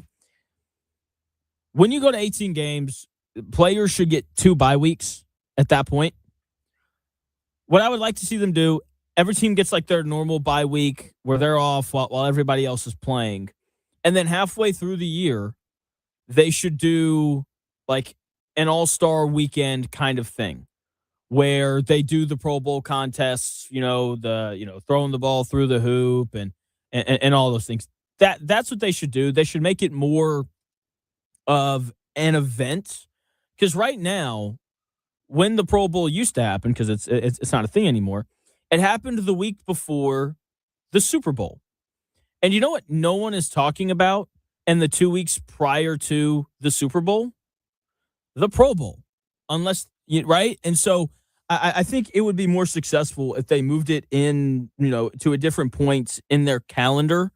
But we'll see. We'll see what they decide to do with it going forward because, the NFL, I think, does a really nice job of noticing its stars and building them up and doing those things. And I think the Pro Bowl is just another way for them to do that. So they'll think of something. Look, again, it's the best league in the world. They're going to figure something out, right? I don't think there's anything wrong with what you suggested. I thought it was going a different way, though. I thought you were going to mention some sort of end-season tournament like the NBA does, like the NFL Cup, mid-season championship ridiculousness, where everybody doesn't have to wear pads and it's whatever. Selected teams only. Yeah, let's not do that. Yeah. Have you seen the video of Malik Collins at Browns camp? No. Dude, you got to look it up, man. I'm going to find it right now. Like, if you haven't seen it. What's his name? Malik is Maliek. Malik Collins.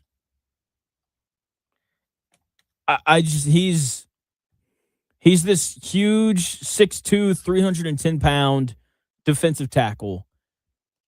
And to watch that dude move, I just, like, it's stupid. A guy that's 6'2" and 310 pounds should not move the way that this guy. That dude's a monster. Yeah. He's moving around like he's an angry child. He's moving around like he's, 6 foot, 200 pounds. It's incredible. These NFL dudes are just amazing. All right. Speaking of amazing, college football starts Saturday. We have the great Shehan Jayarajuh joining us coming up here at 1:40. You can read him at cbssports.com. You can catch him on Inside the 12 as well. Can't wait for him to join the show. We got a lot to cover. We'll talk NFL players trying to come back to college football. We'll talk Purdue making a bowl game and a whole lot more. Shehan Jayarajuh joins the show in 3 minutes.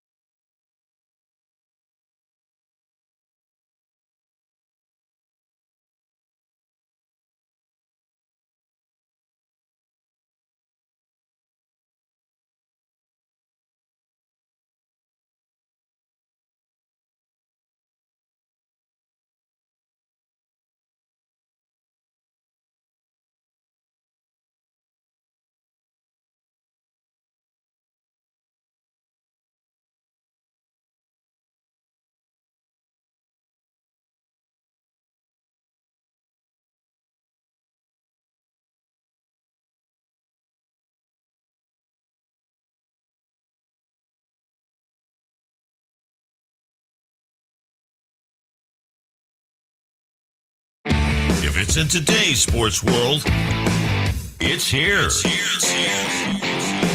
The real Jonathan Smith Show on Indy Sports Ticket 1430 AM, 93.9 HD2, and always on the free Indy Sports Ticket app.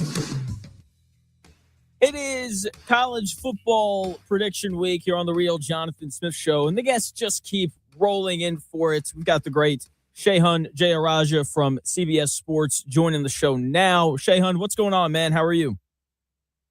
I'm doing great. Thanks for having me. Absolutely. Absolutely. So let's get the messy stuff kind of out of the way first here.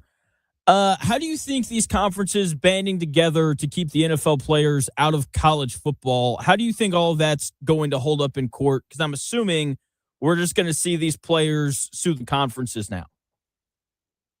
Yeah, I mean, look, I think that the statement put out by all of them to me was more symbolic than it was enforceable per se. I think that it's sort of they're trying to lay out what they want this to look like long term. In terms of short term, like you said, I think that they're going to get sued. I think there's going to be more lawsuits. We'll see whether they happen or not. But I mean, something that I think that some of these players who are thinking about moving down from the NFL have to think about is like, how long will these cases go on? How long will they be kept off of rosters? And by the way, in the case of some of the more talented players, are they costing themselves basically any opportunity to participate in a 2026 football season at large by trying to keep this going on? So it's a weird place to be in, but I think that they're trying to put up some roadblocks so that ultimately it's not as easy as it has been for these players to just come back down. So, Shehan, the thing that I find really fascinating about this is, there's been discussion of like the SEC leaving the NCAA. And my takeaway from this is if the conferences are able to step in and enforce rules and, play college football the way that they want, then what is the point of having a governing body like the NCAA if the Big Ten and the SEC are able to kind of hold their own in court against these suits? I feel like this is just another reason for them to leave and kind of go do their own thing. Do you think that this could potentially be another stepping stone towards that? Well, I think what's interesting is that, the NCAA under Charlie Baker specifically has, I think, really tried to clarify its role, right? It's not necessarily trying to get involved as much on the capping compensation side of things. That's now the College Sports Commission, right? I think that from a more conference level, right, like you see stuff in regards to eligibility and stuff like that. I think that the NCAA is kind of trying to be, in some senses, like a neutral arbiter. They're trying to more focus on the, for example, on-field stuff, whether it be rule changes and things of the like, whether it's administering stuff that affects all three levels, all three divisions of college athletics. So I think that more than anything else, they're trying to imagine themselves as a little bit of a smaller place. Now, look, does that mean, for example, like you said, that the SEC and Big Ten won't break off? Not necessarily, but I think that one part of this is that these conferences, and by the way, there's actually an NCAA sort of classification where these four conferences are autonomous and can make rules for themselves even within the current system. I actually think that giving them this level of freedom maybe means that there isn't as much incentive to break away because, frankly, they're already able to do so much of what they would want to do. That is an excellent last point. Like, if you're already given the freedom, then what is the point in leaving? That's excellent stuff. Joined by Shehan Jayarajuh, who does a great job covering college football. Let's get to the actual sport now. How would you rank the top of the Big Ten between Oregon, Indiana, and Ohio State going into the season? Yeah, it's funny. Earlier today, 247 Sports released their annual kind of talent composite rankings, right? And every year, essentially, it's been Ohio State, it's been Georgia. Well, a new team just cracked the top three, and that is Oregon. Oregon is there at number 2. And I mean, it's a paradigm shift. There's no other way to kind of describe it, right? Oregon being in that top 2 group, Indiana coming off a national championship. Like, I think that this sort of world has cracked open a little bit. Now, look, when I look at these 3 teams heading into this upcoming season, I think that Ohio State's going to be really good, but they did lose a number of key contributors on the defensive side of the ball. I think Indiana's going to have a chance to be really, really good, but a lot of the core of that defense that led them to a national championship did turn over. I think that this will be a team competing for a playoff spot. I don't necessarily know that they're going to be a national championship team just because it's a new roster that's getting to know each other.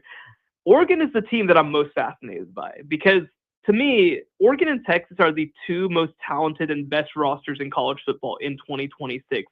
You have the combination of returning production at the quarterback position. insane wide receiver rooms. Both of them, by the way, have great defensive lines. Oregon, the best interior combo in the country. Texas, I think the best exterior combo in the country.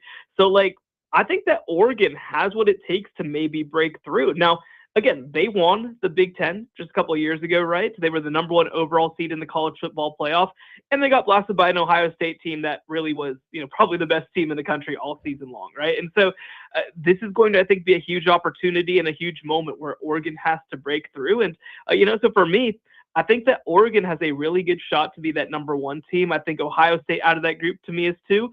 And I think Indiana is very close, but I'd put them at 3rd right now. That's how it shook out for me, just because, to your points, Oregon just has more guys returning that were impactful last year, obviously starting with Dante Moore. And so that's how it shook out for me. And I picked Oregon to win the national title because, to your point, like, that roster's insane. Last year they dealt with injuries at receiver, and that really hurt them, especially when they got to the playoff and they played Indiana and they were down some receivers and they were down like 4 running backs as well. And then this offseason, they were like, that's never happening ever again. And so they, like you said, like the rosters is really good. The question is, can they, finally break through? Can Dan Lanning win the big one as everyone would say? And I'm glad that you brought up Texas as well. And I don't know how to really ask this question because it feels kind of dumb. But who is it, I guess, more important for to break through this year, Dan Lanning or Coach Sark at Texas? To me, it's Texas. It's Steve Sarkisian. I mean, Texas, again, is one of those programs that has been, one of the powers in college football over the past 100 years. They are a blue blood program. And Steve Sarkisian, I think, has been given every tool in his toolbox to go and potentially win a national championship this year. I've made the comparison between this 2026 Texas team and 2024 Ohio State because you have a lot of returning production at different levels of the field. You have a quarterback who you really feel very good about. You have some playmakers on the outside that really should be the difference between you winning some of these close games. And the other part about this too is that when I look specifically at kind of that grouping of what you could argue are the most important players on the field, quarterback, left tackle, edge rusher, they have guys there, and wide receiver also on top of that. They have 4 guys there who should be top 3 in the country at their positions, and all of them will be gone in 2027. So if you don't get it done this year, you're kind of starting over in 2027, and maybe you're having to start a new 3 or 4 year timeline. Now, Oregon has some of that, certainly, but their wide receiver room has a lot that will be back in 2027. They've got a quarterback in Dylan Raiola, who obviously is waiting in the wings. I think that there's not going to be much drop-off when you go from Dante Moore to Dylan Raiola with a year of sitting and learning. So to me, I think that the answer is Texas. I think that this is a make-or-break year for Steve Sarkisian. And the other part of this too, right, is that Texas was ranked preseason number 5 in the country, which to me, like, again, they're top 5, but it felt a little low for how good this roster is. And you talk to people around the sport, everybody's saying, well, I don't trust the coach. If you don't trust the coach heading into 2027, it's time to have some tough conversations about Steve Sarkisian in Austin. It is. And their schedule is brutal. Like, I was talking about it yesterday. And I was like, look, like, they could go 9-3 and miss the playoff. Like, I think that's very possible because they've got, obviously they've got Ohio State week 2, and then, the SEC's moving to 9 games. I know Big Ten fans hate it whenever I say this, but like the SEC moving to 9 conference games only makes their lives tougher. Texas has to play Oklahoma and Ole Miss and LSU and A&M. And so it's a fascinating year for them. And to your point on them being just a powerhouse, like it's Texas. They're not exactly the most patient people in the world when it comes to football. So I agree that it's probably a little more important for him. Joined by Shehan Jayarajuh from CBS Sports talking college football. And Shehan, I caused a bit of a stir yesterday because I said Purdue was going to make a bowl game this year. And before I kind of get your thoughts on that, my prediction was they go 5-7. We have a bunch of teams opt out of bowl games, and they get a call. What do you think of just kind of Purdue and Coach Odom going into year 2? It would be pretty fitting for them to get in based off the academics, right? The graduation rate. I mean, look, there's stuff to like about this Purdue team, right? I think that, they obviously don't have an easy schedule. Nobody has an easy schedule in the Big Ten, but, they get Indiana at the end of the year. They get Notre Dame early. They don't get sort of the other super duper powers. They miss Ohio State and Oregon. I think that's a good place to be. They have a relatively decent home schedule, right? Wake Forest, Maryland, Minnesota. Like, I think that that's a good place for them to be. Now, at the same time, like, yeah, you can point out this is a team that obviously is still kind of looking for an identity under Barry Odom. And, I really have a lot of faith in Barry Odom. I think that he obviously did a fantastic job at UNLV and did a good job at Arkansas, I think, before that. Missouri before that. But, this is, I think, a big year for them to kind of break through, because when you look at them, I mean, again, this is a team that hasn't won a Big Ten game in 2 years. Getting to 5, that does feel like a big step for me. But, again, I think that Barry Odom really leaned on development in his first season. He brought in a young roster, and there's a decent amount of returning production, so who knows what can happen. Yeah, we had him on last week, and we had Dave Revson on yesterday, and they both really kind of highlighted, like, there's just more depth. They sound like they look more like a Big Ten team, whereas last year it certainly didn't really feel that way. And to your point, all of the games that they have to win to get to 5-7, they have at home. Wake Forest, Minnesota, Maryland, and Wisconsin. And so I think that's kind of the path for them to get there. And I also just think that, to your point, like looking at what he did at UNLV, what he did as the defensive coordinator at Arkansas, what he did at Missouri, I think that the thing that Coach Odom does really well is he just gets everything out of a player. And I think that when you get that, like, honestly, like, I kind of think that they're going to catch someone that they shouldn't as well. Like, I don't think this is going to happen, but this is just an example. But, like, if they beat Washington at home, long travel, Purdue plays to their best, Washington plays a little down. That is the Barry Odom that I remember from his days in the SEC, him winning a game or two that he probably shouldn't, just because he's able to get the most out of guys, Yeah, no, I think that's a good position to be in. And like you said, I mean, when you start looking at things, like, definitely I think Purdue's going to be underdogs in some of these games. But, like, Wake Forest is going to be a really big moment for this program, because Wake Forest is a team that won 9 games last year. They've got a great coaching staff led by Jake Dickert too, right? So if you pull that, probably minor upset at home in week 2, that sets you up really well, because then you go to UCLA, a team that I feel really good about, but new coaching staff. Notre Dame is going to be what it is. I think we all know what's going to happen there. Yep. But there are wins available on the schedule. I'd say for me, like, if they got to 4 and were competitive in other games, like, I would consider that a very successful season for this staff. If they got to 5, I think that you really have to feel good about it. And again, I won't try to get into to what the APR metrics say whenever December rolls around. Okay, sounds good. Joined by Shehan Jayarajuh, who does a great job covering college football. You can read him at cbssports.com. You can catch him on TV on Inside the 12 as well. So you had a tweet, last 2 days ago, where you said that you had to submit your playoff and national title picks, and you didn't feel confident about it. And then you quote tweeted that and said it's even worse this year. That's how I feel about it. I did take Oregon to win the national title. Who did you wind up going with for your national title pick? You won't believe it, but I also went with the Oregon Ducks.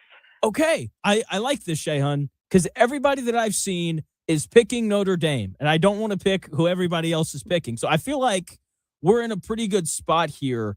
So with everybody else seeming to pick Notre Dame, why did you not take them? And actually, even to back up, right? Like, 2025, I think, was a fascinating football season where you kind of saw, like, there were teams that we thought were really good that were able to separate themselves.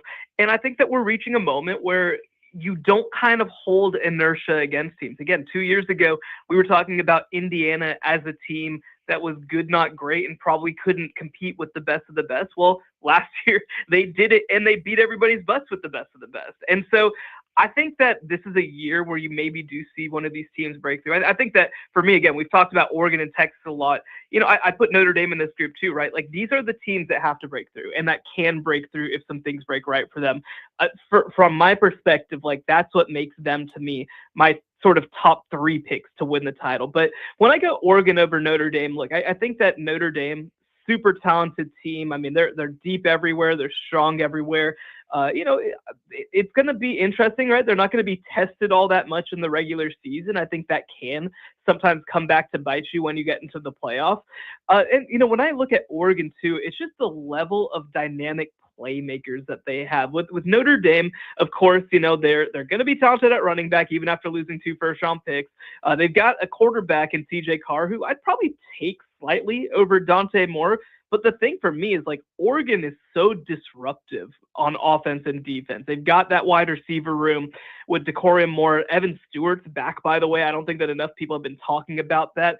I don't see those obvious playmakers at receiver for Notre Dame.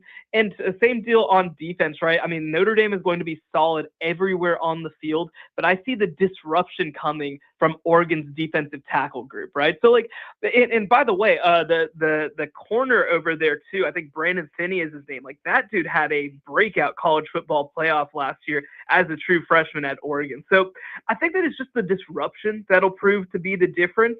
But I mean, look, I think that for me, again, it came down to 3 teams. It came down to Oregon, Notre Dame, and Texas. I just think that Oregon has a little bit of that edge right now. That's how I feel about it as well. I just like seeing all of the returners, as you mentioned, that defensive tackle group being just nasty. And that is a real differentiator. And look, I think Dan Lanning is an excellent coach as well. I think he's in that group of 3 between him, Sarkisian, and Freeman. I'd probably argue he's the best of those 3. Not saying that the other 2 are bad, obviously. But Shehan, I did want to get down to your neck of the woods because I have a Big 12 take for you that I think you'll appreciate. So Texas Tech is going to win the Big 12. I know that there's concern at quarterback. I just think that roster as a whole, the real effort to go and add some explosiveness at receiver in the portal this past offseason is really going to benefit them no matter who's playing quarterback, whether it's Will Hammond or Thomas Castellanos, who we'll see if he's allowed to play or not. And so for me, the question is, who is the second best team in the Big 12 going to be? I know BYU is bringing back Bear Bachmeier and LJ Martin. You can make a strong case that that's the best backfield in the Big 12.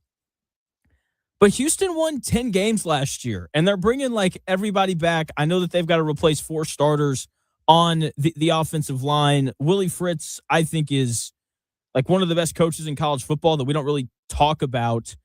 What is the likelihood that maybe Houston surpasses BYU and is the second best team in the Big 12 this year? No, I mean, it wouldn't be crazy at all. Now, I do lean BYU in that spot, but like Houston, for one, like Houston's one of those teams that's funny, right? Because I think that like they were not, to me, a 10-win caliber team last year, but this year they're going to be as good as I think their record was last year, right? Like they're a team that they grew so much across the season. They bring back so much production, like you said. Some turnover on the offensive line, but something you have to like about that is that they transferred over multiple all-conference players from Tulane along the offensive line.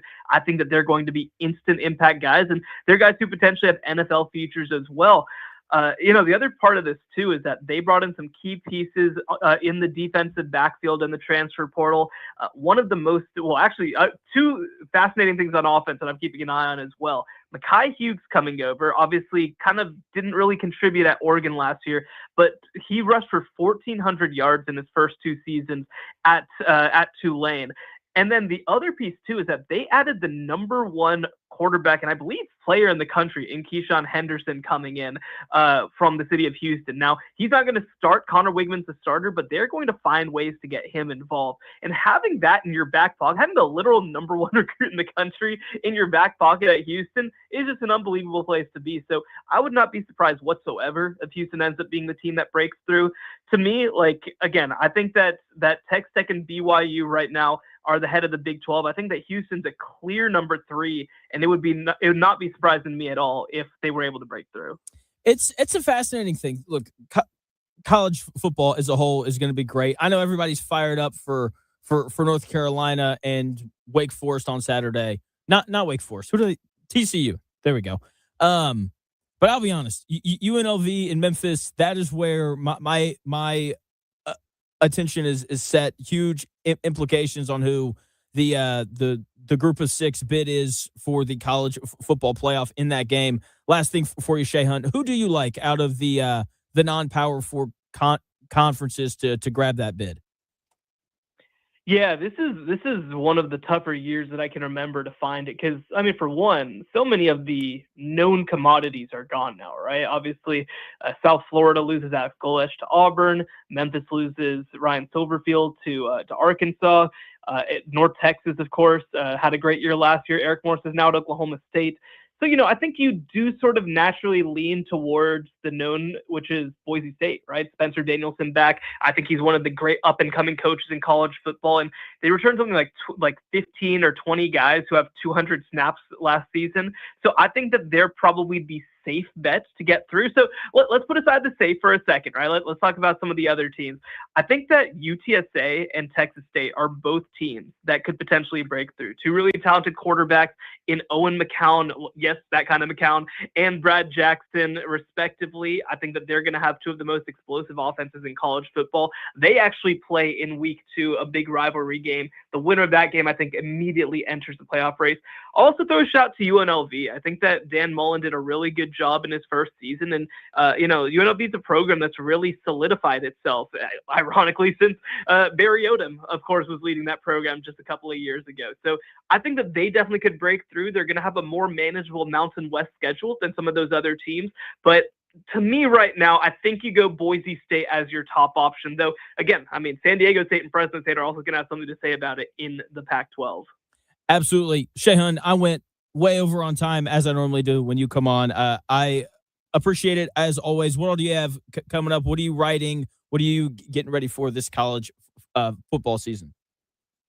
Well, technically, I'm not even back to work until Monday from paternity leave. So we're gonna sit down on Monday and try to figure out what the heck is going on in this sport. But we're gonna be ready to go as soon as Saturday comes. Sounds good, Shehan. Thanks for your time, man. Thank you so much for having me. You got it. That is Shehan Jayarajuh. Go follow him on X. He does a great job covering the sport there. You can read him at cbssports.com as well once he's back to work. I went way over. No sports update, but we'll talk Colts. We'll talk Alec Pierce being back at practice today in 3 minutes.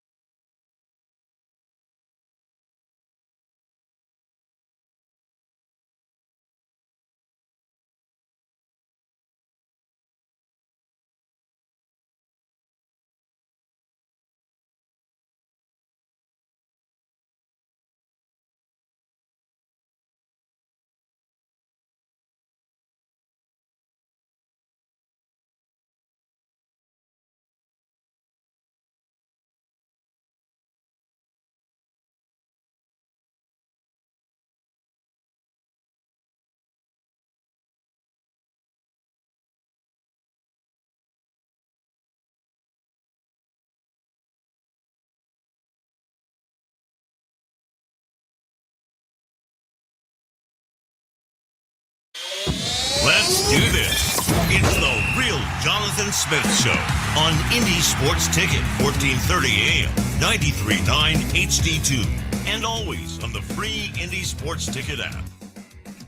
Alec Pierce activated off PUP list today as we get hour number 3 of the Real Jonathan Smith Show rolling along here. Chris, do you have the audio of Coach Steichen earlier today talking about activating Alec Pierce? Cool. All right, here is Coach Steichen talking about activating Alec Pierce off PUP list.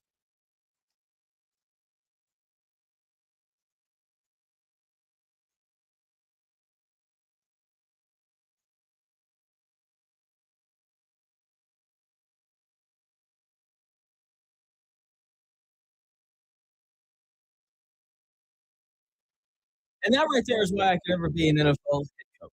Like to say ramped up. Gotta get him ramped up. Hey, is it concerning that Alec Pierce hurt his ankle and Coach Steichen is talking about getting him up? Is that? It's got to be an inside joke there somewhere. Oh man. But that right there is why I could never be an NFL head coach. If that was me, someone would be like, Alec Pierce is back today. What are your thoughts? They'd be like, I told you, idiots. I've been telling you guys all off season he was going to be fine and that he was going to play week 1, and you kept asking me about it. And I get it. It's your job. You have to do that. But he's here. And we got 2 weeks to get him ramped up to week 1. And there you go. I could totally see you doing that too. Yeah. And you're like, come on, guys. I told you. I just feel like, I told you so. Next question. But seriously, this is a great sign going forward. It appears, that Alec Pierce is going to be ready to go week 1. It's kind of amazing that whenever someone says, a doctor, not the Colts, when a doctor says, hey, that surgery has a 4 to 6 month rehab process, it's kind of amazing when that rehab actually takes 4 to 6 months. I was talking to Chris before the show, and he very funnily said, yeah, it's kind of like when someone gets pregnant, they're like, hey, you're gonna have a baby in 9 months, and then it shows up 9 months later. It's amazing. It's the miracle of life. Early expects. I mean, him coming off the PUP list is crossing one bridge that needed to happen. When we get to week 1, I'm still not expecting him to put up, 120 to 150 yards receiving. A good expectation, I think, coming out of this, because he needs to get back into shape. He needs to ramp up, right? He's not just walking out on the field, going back to old school Alec Pierce. I expect maybe 30 to 50 yards week 1 and receptions. Just kind of like start out slow. I don't see a huge game. No AFC player of the week, nothing crazy like that. He'll catch a couple, he'll look good, and we'll move on. I'm just fascinated to see how they use him. Because last year, everything was downfield. And so you're like, he's only going to catch like 2 or 3 balls. Well, if it's like last year, he'll catch 2 or 3 balls for like 90 yards. True. And so to your point, I mean, to your point, I'm intrigued to see how much they use him. Is it going to be more Tyler Warren and Josh Downs as he ramps up? But I think just athlete recovery stuff is so different than what it used to be. Do you remember when, Klay Thompson tears his Achilles and then he's rehabbed, he's back, and then he tears his ACL? Vaguely, but yes. So that happens in back-to-back years. He doesn't play basketball for 2 years. He comes out, season opener, and he dunks one. And everyone's like, Klay Thompson dunking after an Achilles tear and an ACL tear. Oh, this is crazy. And they asked Coach Kerr about it after the game. Coach Kerr's like, yeah, he's been dunking for months now. And so with the way that they rehab guys, Alec Pierce has been working out on his own for weeks now. And so keeping that in mind, I think he'll see a normal workload. The problem is we don't know what normal is without Michael Pittman. We don't know what all they're going to ask him to do outside of, run that go route, went on the post route, run the deep over. I think we'll see him used in the short game a little bit more as well. So I'm fascinated to see kind of how it all pans out for him. Sure. Like I said, we crossed one bridge by him coming off the list. That's great. Now we're on to the next thing. And there is a transition period involved, and that's what's coming up next. By the way, Buzzard called before we had Shehan on. So, Buzzard, if you want to call back in, feel free to do so. Go. Yeah. 317-228-1430. If your name's not Buzzard and you want to call in, be my guest. Nope, just Buzzard. I'm just kidding. No. Okay. All right.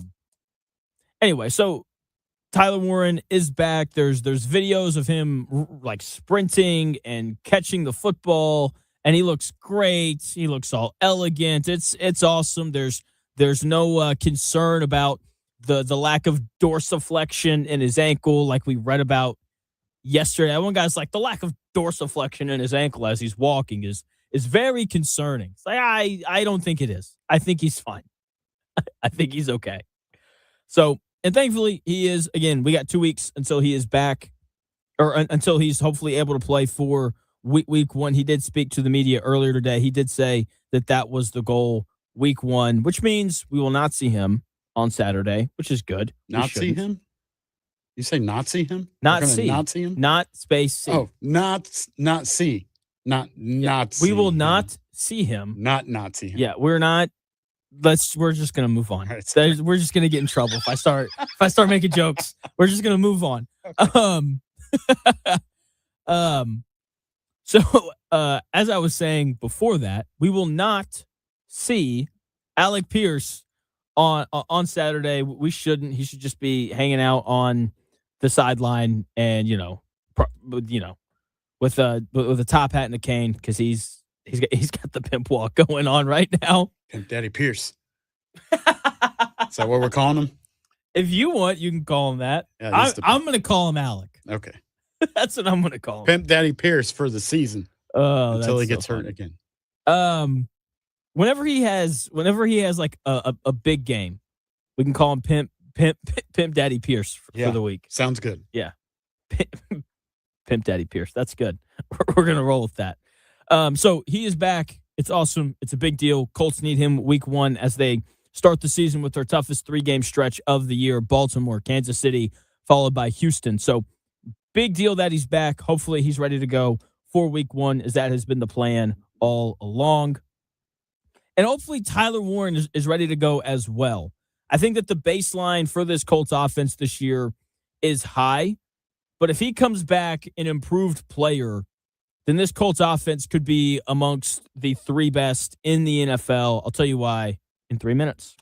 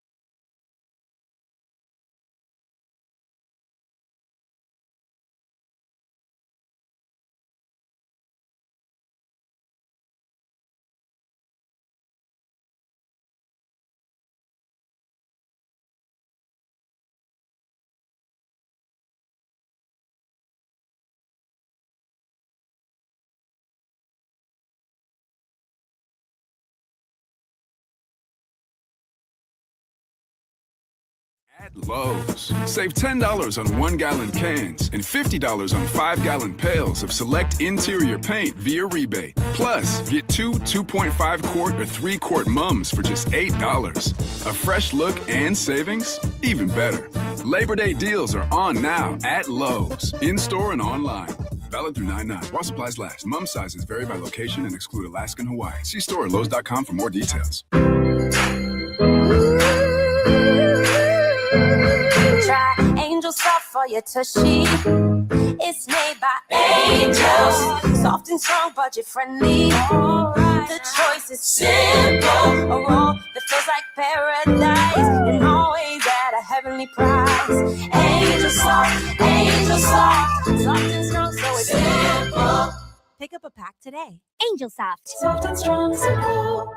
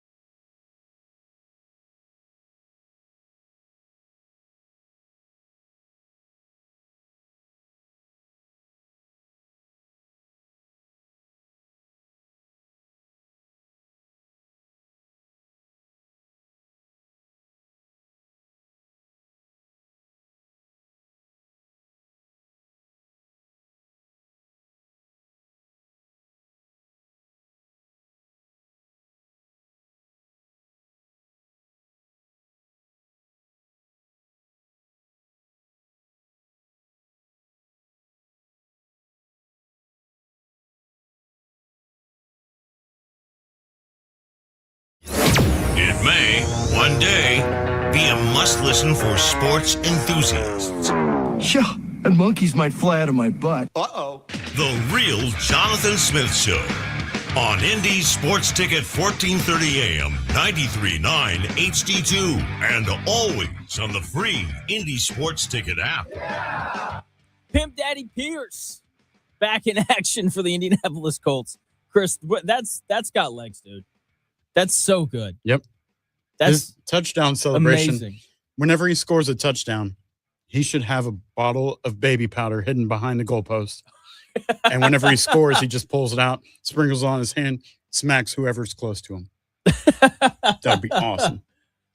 Oh, that's so funny. Oh, that's hilarious. All right. With Alec Pierce back, the baseline for the Indianapolis Colts offense this year going to be high. We saw it last year. When the group is healthy, they're tough to stop. And there's a chance that they're going to be better this year because I think Keenan Allen is a better player than Michael Pittman. The fact he can play in the slot or outside gives the Colts some added flexibility. The offensive line is still really good. They should be able to run the football. What's up? What's up, Chris? Pimp Daddy Pierce knows how to play in the slot. Sorry. Continue. I need a second. That was really good. I had to get that out. No, Yeah, that one too? Huh? Never mind. Pimp Daddy Pierce knows how to play in the slot. That's really good, dude. That's hilarious. Anyway, that gives the Colts some added flexibility. The offensive line is still really good. Jonathan Taylor should continue to be one of the 5 best running backs in the NFL. There are obvious concerns around Daniel Jones, but everyone swears that he looks like he's never gotten hurt.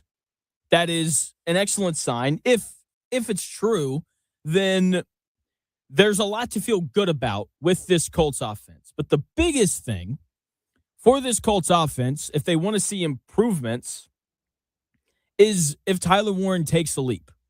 Because to Chris's point yesterday, if the rest of the league is improving and getting better and the Colts aren't, then it doesn't really matter how good we think they are. They'll eventually get left behind. And I think that if this Colts offense wants to take a step forward, it is in the form of Tyler Warren, improving in year 2, and it's in the form of Daniel Jones just staying healthy. When you look at Tyler Warren, he was second on the Colts last year in receptions and receiving yards. That was as a rookie. And there is always an expectation to improve your game from year 1 to year 2. We saw Leatu Latu do it for the Colts last year. Goes from 4 sacks as a rookie to 8.5 last year. We need to see a leap from Tyler Warren as well. Okay, if he's the same guy that he was last year, that's not a problem for the Indianapolis Colts. If he's the same guy that he was last year, then he'll still be a really good player. This Colts offense just won't reach its full potential, which I think is pretty high this year. When you consider that last year, this was one of the 10 best offenses in football. They were 9th in total yards per game last year. They were 7th in third down conversion percentage. They were 6th in red zone touchdown percentage. They were 8th in yards per play. They were 7th in points per game. This was a top 10 offense in the NFL last year, and that includes the 5 games from Riley Leonard and Phillip Rivers. It includes those 5. They still finished top 10, even with those 2 guys taking a fair amount of snaps for the Indianapolis Colts last season. Okay? So that to me speaks to a few things.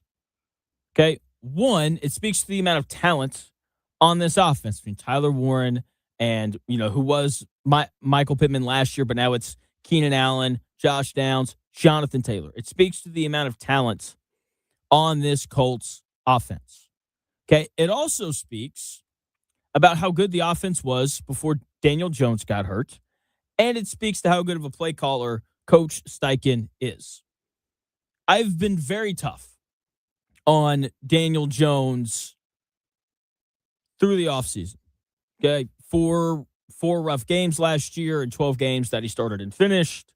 If you go to a restaurant 12 times and you have a bad experience 4 times, you wouldn't call that a good restaurant. But to Daniel Jones's credit, he was the leader of this top 10 offense in the NFL for 12 games.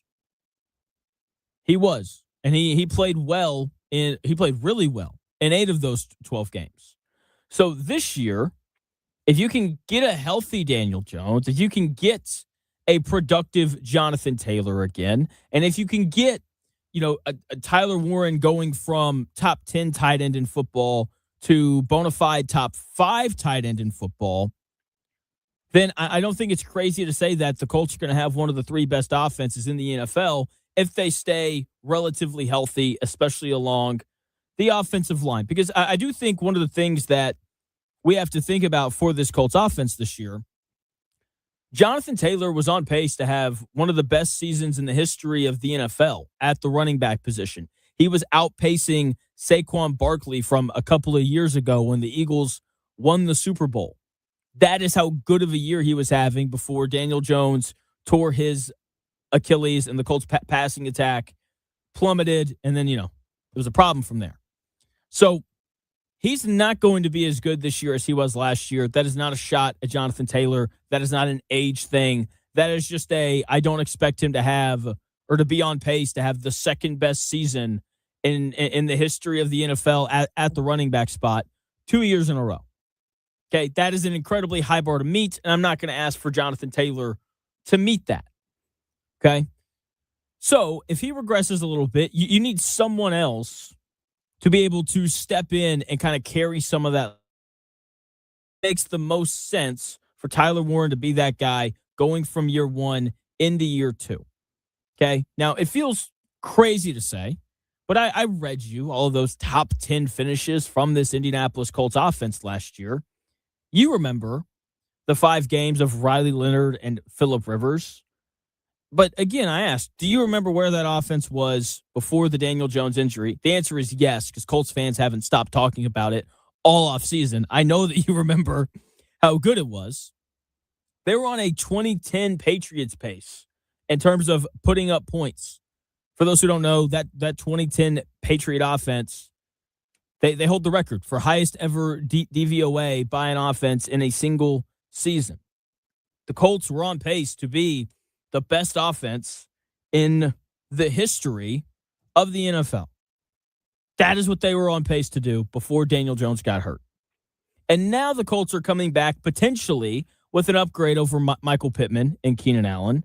And they're coming back with Tyler Warren, a guy going into year 2 that I expect to be a better player in some regard. Maybe he's a better blocker, still about the same as a receiver. Maybe he comes back as like a big-time red zone threat. I don't know. I'm expecting for him to come back better, though. And if those 2 things are true, if Keenan Allen is better than Michael Pittman, and if Tyler Warren does come back a better player, then the offense is only going to be more dangerous than it was last year.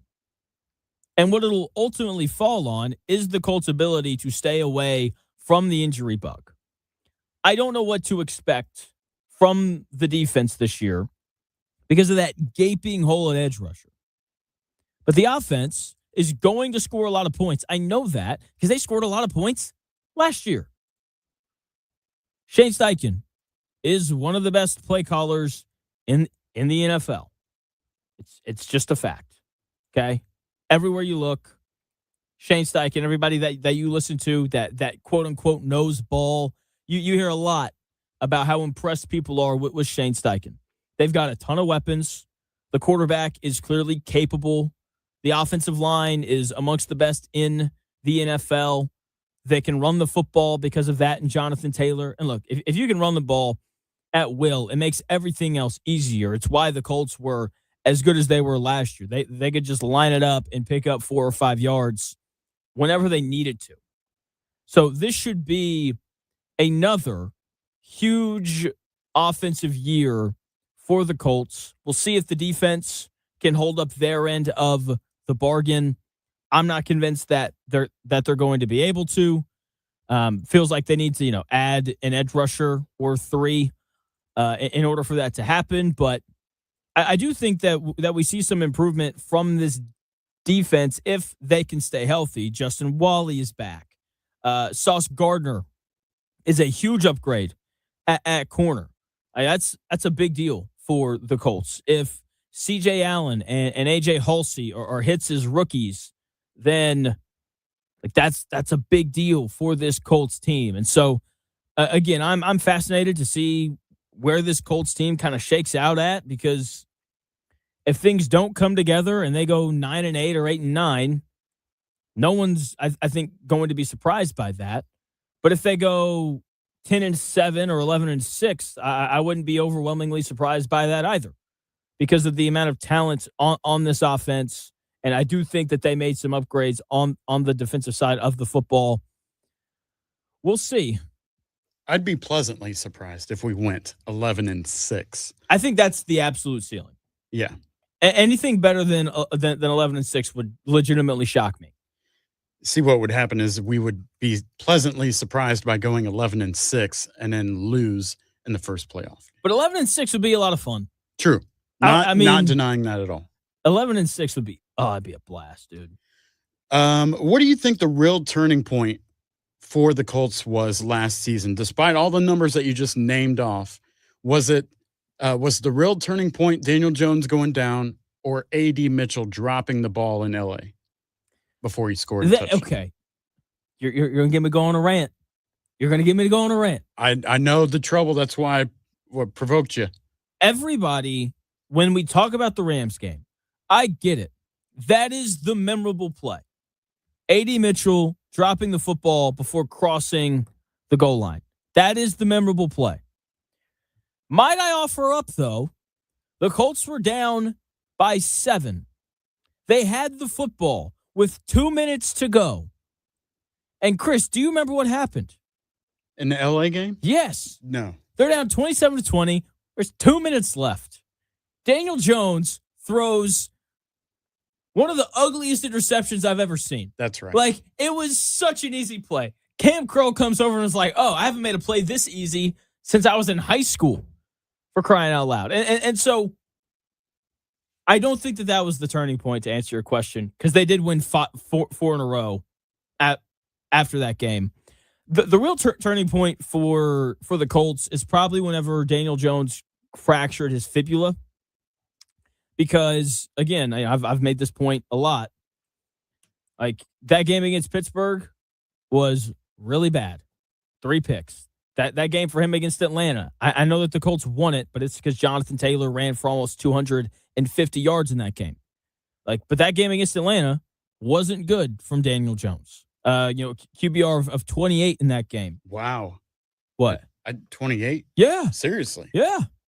Terrible. It's not good. Yeah, I mean, just like you said, all I remember from that game is JT. Yeah. Busting out. He wasn't. I remember watching that game and him, he threw so many drop picks, and if it was Anthony Richardson, we would only talk about the drop picks. Right. But it's not. So we just ignore those. Week 12, when they played Kansas City, they were up. It was 14-3. We're like, oh my gosh, we're going to beat the Chiefs on the road. And then Daniel Jones leads the offense to score 6 points in the second half in overtime. Doesn't throw for 200 yards, and the Colts collapse and lose that game. And then they play Houston at home, and he has an Anthony Richardson game where he completes 51% of his passes. Okay, and I do understand that he was banged up in a lot of these games, but when we remember that, did the Colts make the playoffs with him on a fractured fibula? Maybe. I don't want to say no, because you look at the rest of their games, they get crushed on the road against Jacksonville where he tears his Achilles. But at Seattle, if the Colts had just an averaged armed quarterback in that game, they probably beat Seattle on the road. The game at home against Jacksonville, they lose by 6. There's a decent chance that they win that game, but they have Jones. Even if he's banged up, that gets you to 10-7, and then you're closing it out on the road against Houston, who would have already clinched their playoff spot by that point with an inability to make it better or worse. So then you're playing against their backups. And so there's a chance that even on a fractured fibula that the Colts win 11 games last year. So I would argue it's probably when he fractured his fibula, not when he tore his Achilles. That's fair. Very long answer to that question. Yeah, no, that was very detailed. With all those numbers that you just gave and all the facts that you just included with those numbers on top of that, you still think they have a possibility of going 11-6 this season? The question's the schedule. Again, I think 11-6 is the absolute ceiling. I think 9-8 or 10-7 is probably where they're going to end up. The schedule this year is it's so much tougher than it was last year. And it's not even the Colts' fault. Like it's not their fault that the Ravens and the Chiefs also finished third in their respective divisions. And so that's who the Colts are now stuck having to play, except for the AFC North, because that's their opponent this year. But anyway, and so whether or not they win 10 or 11 games is probably going to be decided. It'll be decided in the first 5 weeks. If they get out of the first 5 weeks at 3-2, I think 11-6 is on the board. If they get out at 2-3, I think 10-7. But if it's 1-4 or worse, then you're probably looking at 9-8 or 8-9. Because, I mean, you still have Tennessee twice after that. You still get Miami. You get the Giants at home. That's not a cakewalk, but I think that game's winnable. You get Dallas at home. That's not a cakewalk, but winnable. Minnesota's a fascinating team this year. I think that game's winnable. That's 6. You get Jacksonville twice. If you can split, that's 7. You get the Browns. That's probably 8. You get the Bengals week 16. Joe Burrow's probably going to be hurt, so that's 9. And so there's a lot of winnable games after that, those opening 5 weeks. And honestly, I don't think that Washington or Pittsburgh are really that much better than the Colts are. It's just that games in London are weird, and that's where they're playing Washington. And the fact that they're going to travel from Indianapolis to London to Pittsburgh in like a week span, that's just a lot to ask of a team. And they're playing a Steelers team that plays on Thursday Night Football week 4, so they have extended rest before that game. So that's just a really tough draw for them. And so, again, if they come out of the first 5 weeks at 3-2, I think 11-6 is absolutely on the board for them. Totally fair. Well explained, and it makes total sense. Thank you. That is the goal. I still feel like the Colts are just going to get passed around like a league punching bag for everybody to knock around. So if you've got them at 5-12, I'll ask you. We can go through the schedule as we're tuning things up before NFL prediction week, which will be next week. We can go through the schedule. I'd like to know where your 5 wins are coming from. Yep. That's fair. We'll do that in 3 minutes.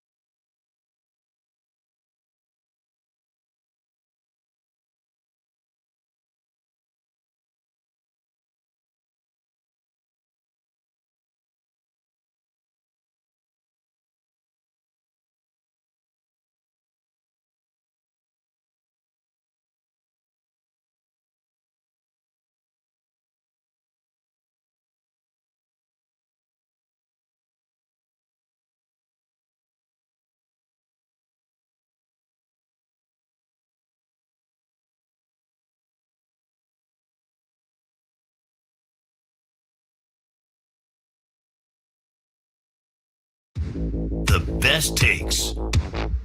Maybe. The Real Jonathan Smith Show on Indy Sports Ticket 1430 AM, 93.9 HD2, and always on the free Indy Sports Ticket app. Chris, still sitting at 5-12 for the Indianapolis Colts this year. Maybe. That's their floor, right? That's what you have as like absolute worst case scenario, 5-12. You're really thinking more like 7-10. Yes. I don't think they'll lose or they won't win any less than 5 games. Is that what I'm trying to say? 4. Yeah. So worst case scenario, Colts go 5-12. What's your best case scenario?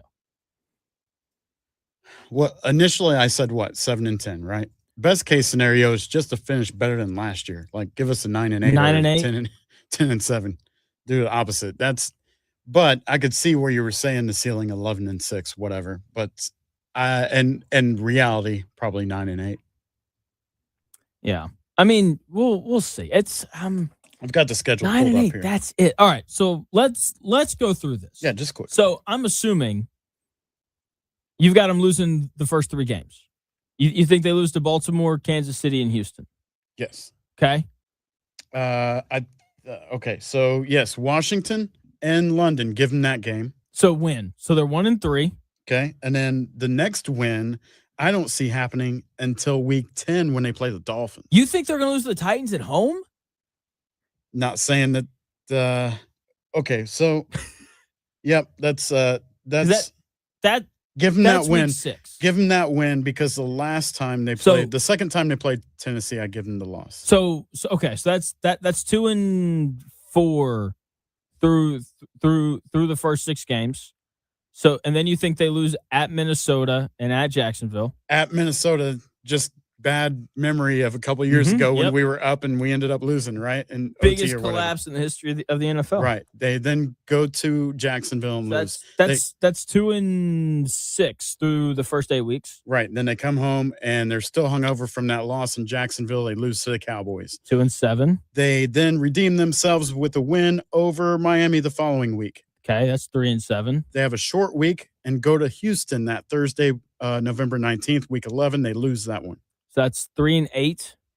I'm a fan of my Giants, but I love the Colts more. However, I'm going to give the Giants some leeway and say they're in playoff contention, and they steal that one from the Colts. 3-9 then. Then they have a bye week.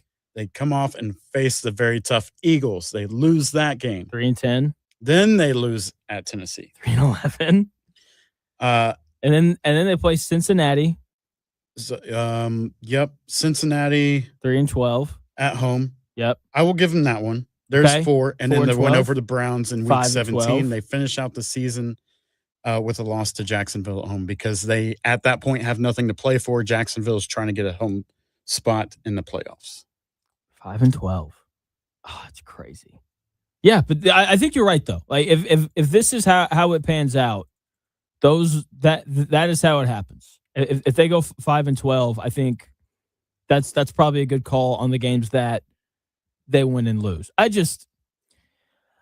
know if the Titans are going to be better, but like they're not going to lose twice.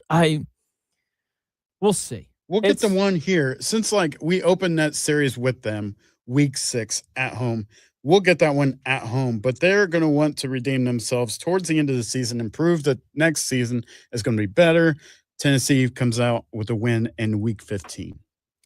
Yeah, I'm so fascinated to see how this year goes. If they won 7, I will give the Colts the game against the Giants. That's 6, and probably one of the games with Jacksonville I will give them. Maybe the last game of the season. There's your 7. Okay. I'm looking at the Titans schedule now because I'm curious. No, there's no path to the playoffs for them. I was curious. It's like, what if Camp Ward's just awesome this year? But not going to happen. So, all right, 5-12, probably the floor. What do you think the odds are on Justin Wally being as good as everyone continues to say that he is? I think he's going to be impressive. I don't think he's going to be Superman, but I think he'll live up to the hype for sure. People keep talking about him like he's Superman. Yeah. I mean, it's incredible. But given what, right? Like he hasn't played in a while, right? He tore his ACL or something like that last season, and hasn't played a game since 2024. So keep your expectations of reality. Correct? But that's the thing. Like, I agree with you. Expectations are everything. But when Lou Anarumo is constantly like, Justin Wally's amazing, and then Javarius Ward yesterday is like, he's having the best camp of any defensive back here. Sure. And the defensive backs there, Cam Bynum and Sauce Gardner and Javarius Ward. At some point, you got to be like, this guy's going to be awesome, right? Yeah, and you can't put all the expectation from Anarumo on Wally either. Wally's going to prove himself one way or another.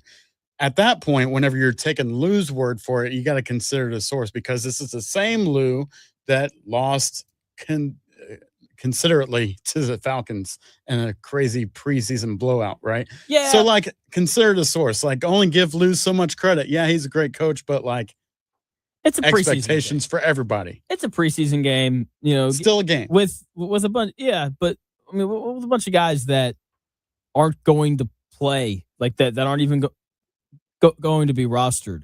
That was just a small example. Yeah, but like the thing with Lou Anarumo that I like about him saying all this is he doesn't really compliment anybody. Like Sauce Gardner came over, and they're like, Lou, what's it like having Sauce Gardner? He's he's got a nice reputation. He's long. We like that about him. Yeah, it's nice. So and that's it. Like he never goes out of his way to praise anybody except for Justin Wally.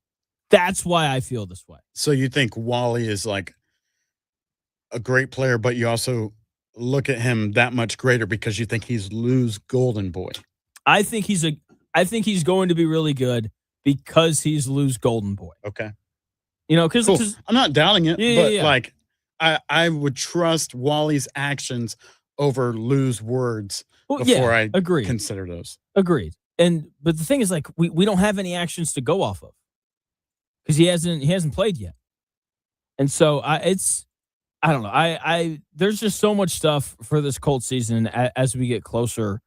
As we get closer, that I'm just really intrigued by, and I can't wait. Any chance? Do you have ESPN Plus? I will probably get it before the season starts. Right now, I do not have it. Okay, because tonight we have college football. Oh, you have college football tonight. FCS starts tonight. We got some Division II and 3 games happening. Fair State, I believe that they're your reigning Division II national champions, are playing tonight. Let's see here. Is Henderson State playing this weekend? They should. We also it wouldn't be. We also have pro football. We have preseason tonight. 4 games on the docket for. Oh, NFL. You're right. We do. We've got who is playing tonight? Yeah, Michael Pittman and the Steelers going against the Bills. 7:00 for that. Browns and their circus going against the Patriots.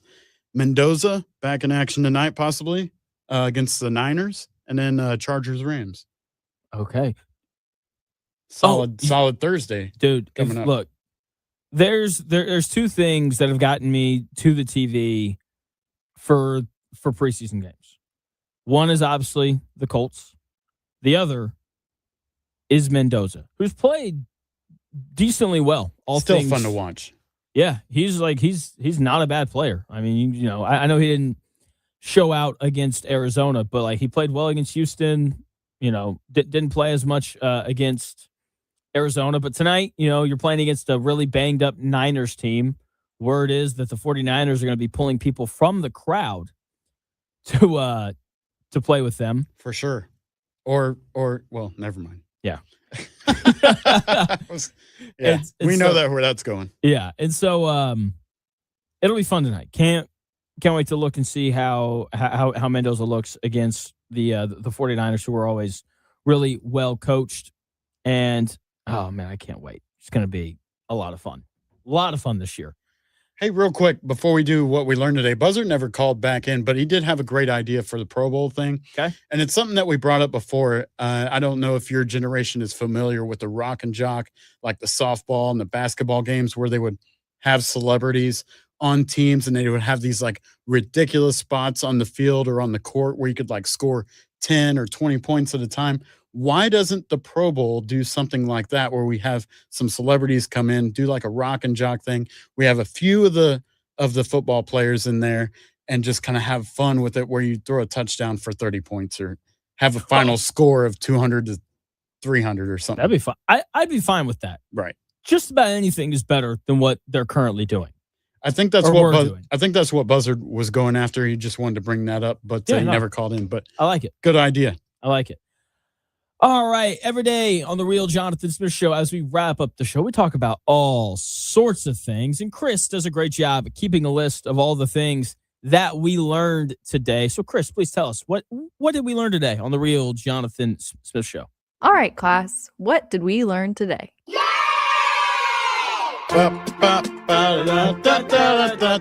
That actually wasn't me saying that. That was Amelia saying what we learned today.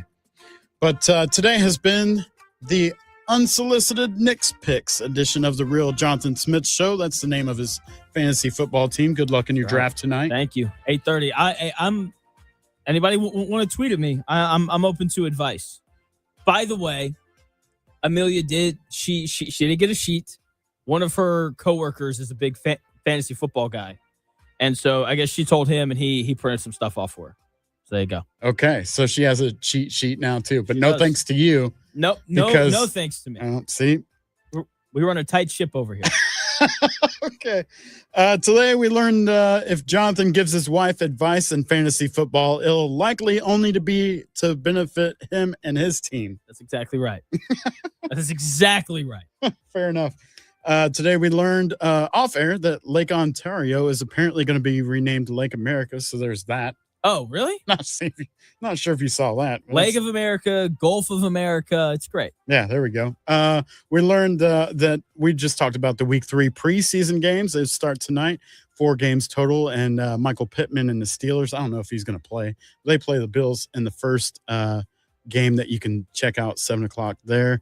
But what I was getting at on X, I don't know if you noticed this. On X, they have the For You tab and they have a following tab. And then they have now the NFL tab. I've never noticed that before. It's new. It's what I learned today. That is going to be key this season. It's nice. That's awesome. I'm here for it. Do you know why they have it? Why? Because they removed the ticker at the bottom of ESPN. That makes sense. But yeah, if you guys are on X, there's now an NFL tab. So look out for that. We also learned that Alec Pierce is a certified pimp and knows how to play in the slot. Pimp Daddy Pierce. And that's actually all I had. That's good, though. No, that's perfect. Did you learn anything today outside of that? I learned that you think that I'm insane when it comes to winning competitive things against my wife. I could only imagine. But instead, you could have said the sweet thing, like, yeah, I'm going to help her out, and we're going to talk waiver wire whenever we, before we have some pillow talk or whatever at night. But you're like, nope, you're on your own. Good luck, honey. That's correct. That's exactly how this is. Yeah, okay. I want to win. I know you do. And if like she beat me because I helped her, I would be so upset. Because in her mind, it wouldn't be I won because Jonathan helped me. It would be I won because I'm better than him. You really need to watch The League on FX. It's an old fantasy football show, but it is hilarious. It reminds me a lot of what you're about to go through right now with your wife and fantasy football. All right. That'll do it here on the Real Jonathan Smith Show. We'll be back tomorrow at noon. Zach Hicks joining at 1, Zach Gray at 1:40. It's a football-loaded Friday as we get ready for week 0 tomorrow, starting at noon. What's up? You got time for a final thought with Buzzard real quick? What's Make up, it quick, Buzzard. All right, greatest idea you've ever had. Media members play each other in football. What I want to see is more of a rock and jock style where Jonathan Smith has to guard Snoop Dogg. That's what I want to see. Clamps. That's your final thought. Clamps. Great show. I can't let a 60-year-old route me up. Yeah. No, you'd put on Snoop Dogg. So you're good. All right, man. Great show. Thanks, Buzzard. You would own Snoop Dogg. Like, absolutely. Come on, Jonathan Smith. Let me see what you got. For shizzle, I'm going to clamp this dude. All right, we will leave the show there. We're back tomorrow, noon, with a football-filled Friday show. Zach Hicks and Zach Gray both joining the program. Going to be a great show. We'll talk to you tomorrow starting at noon.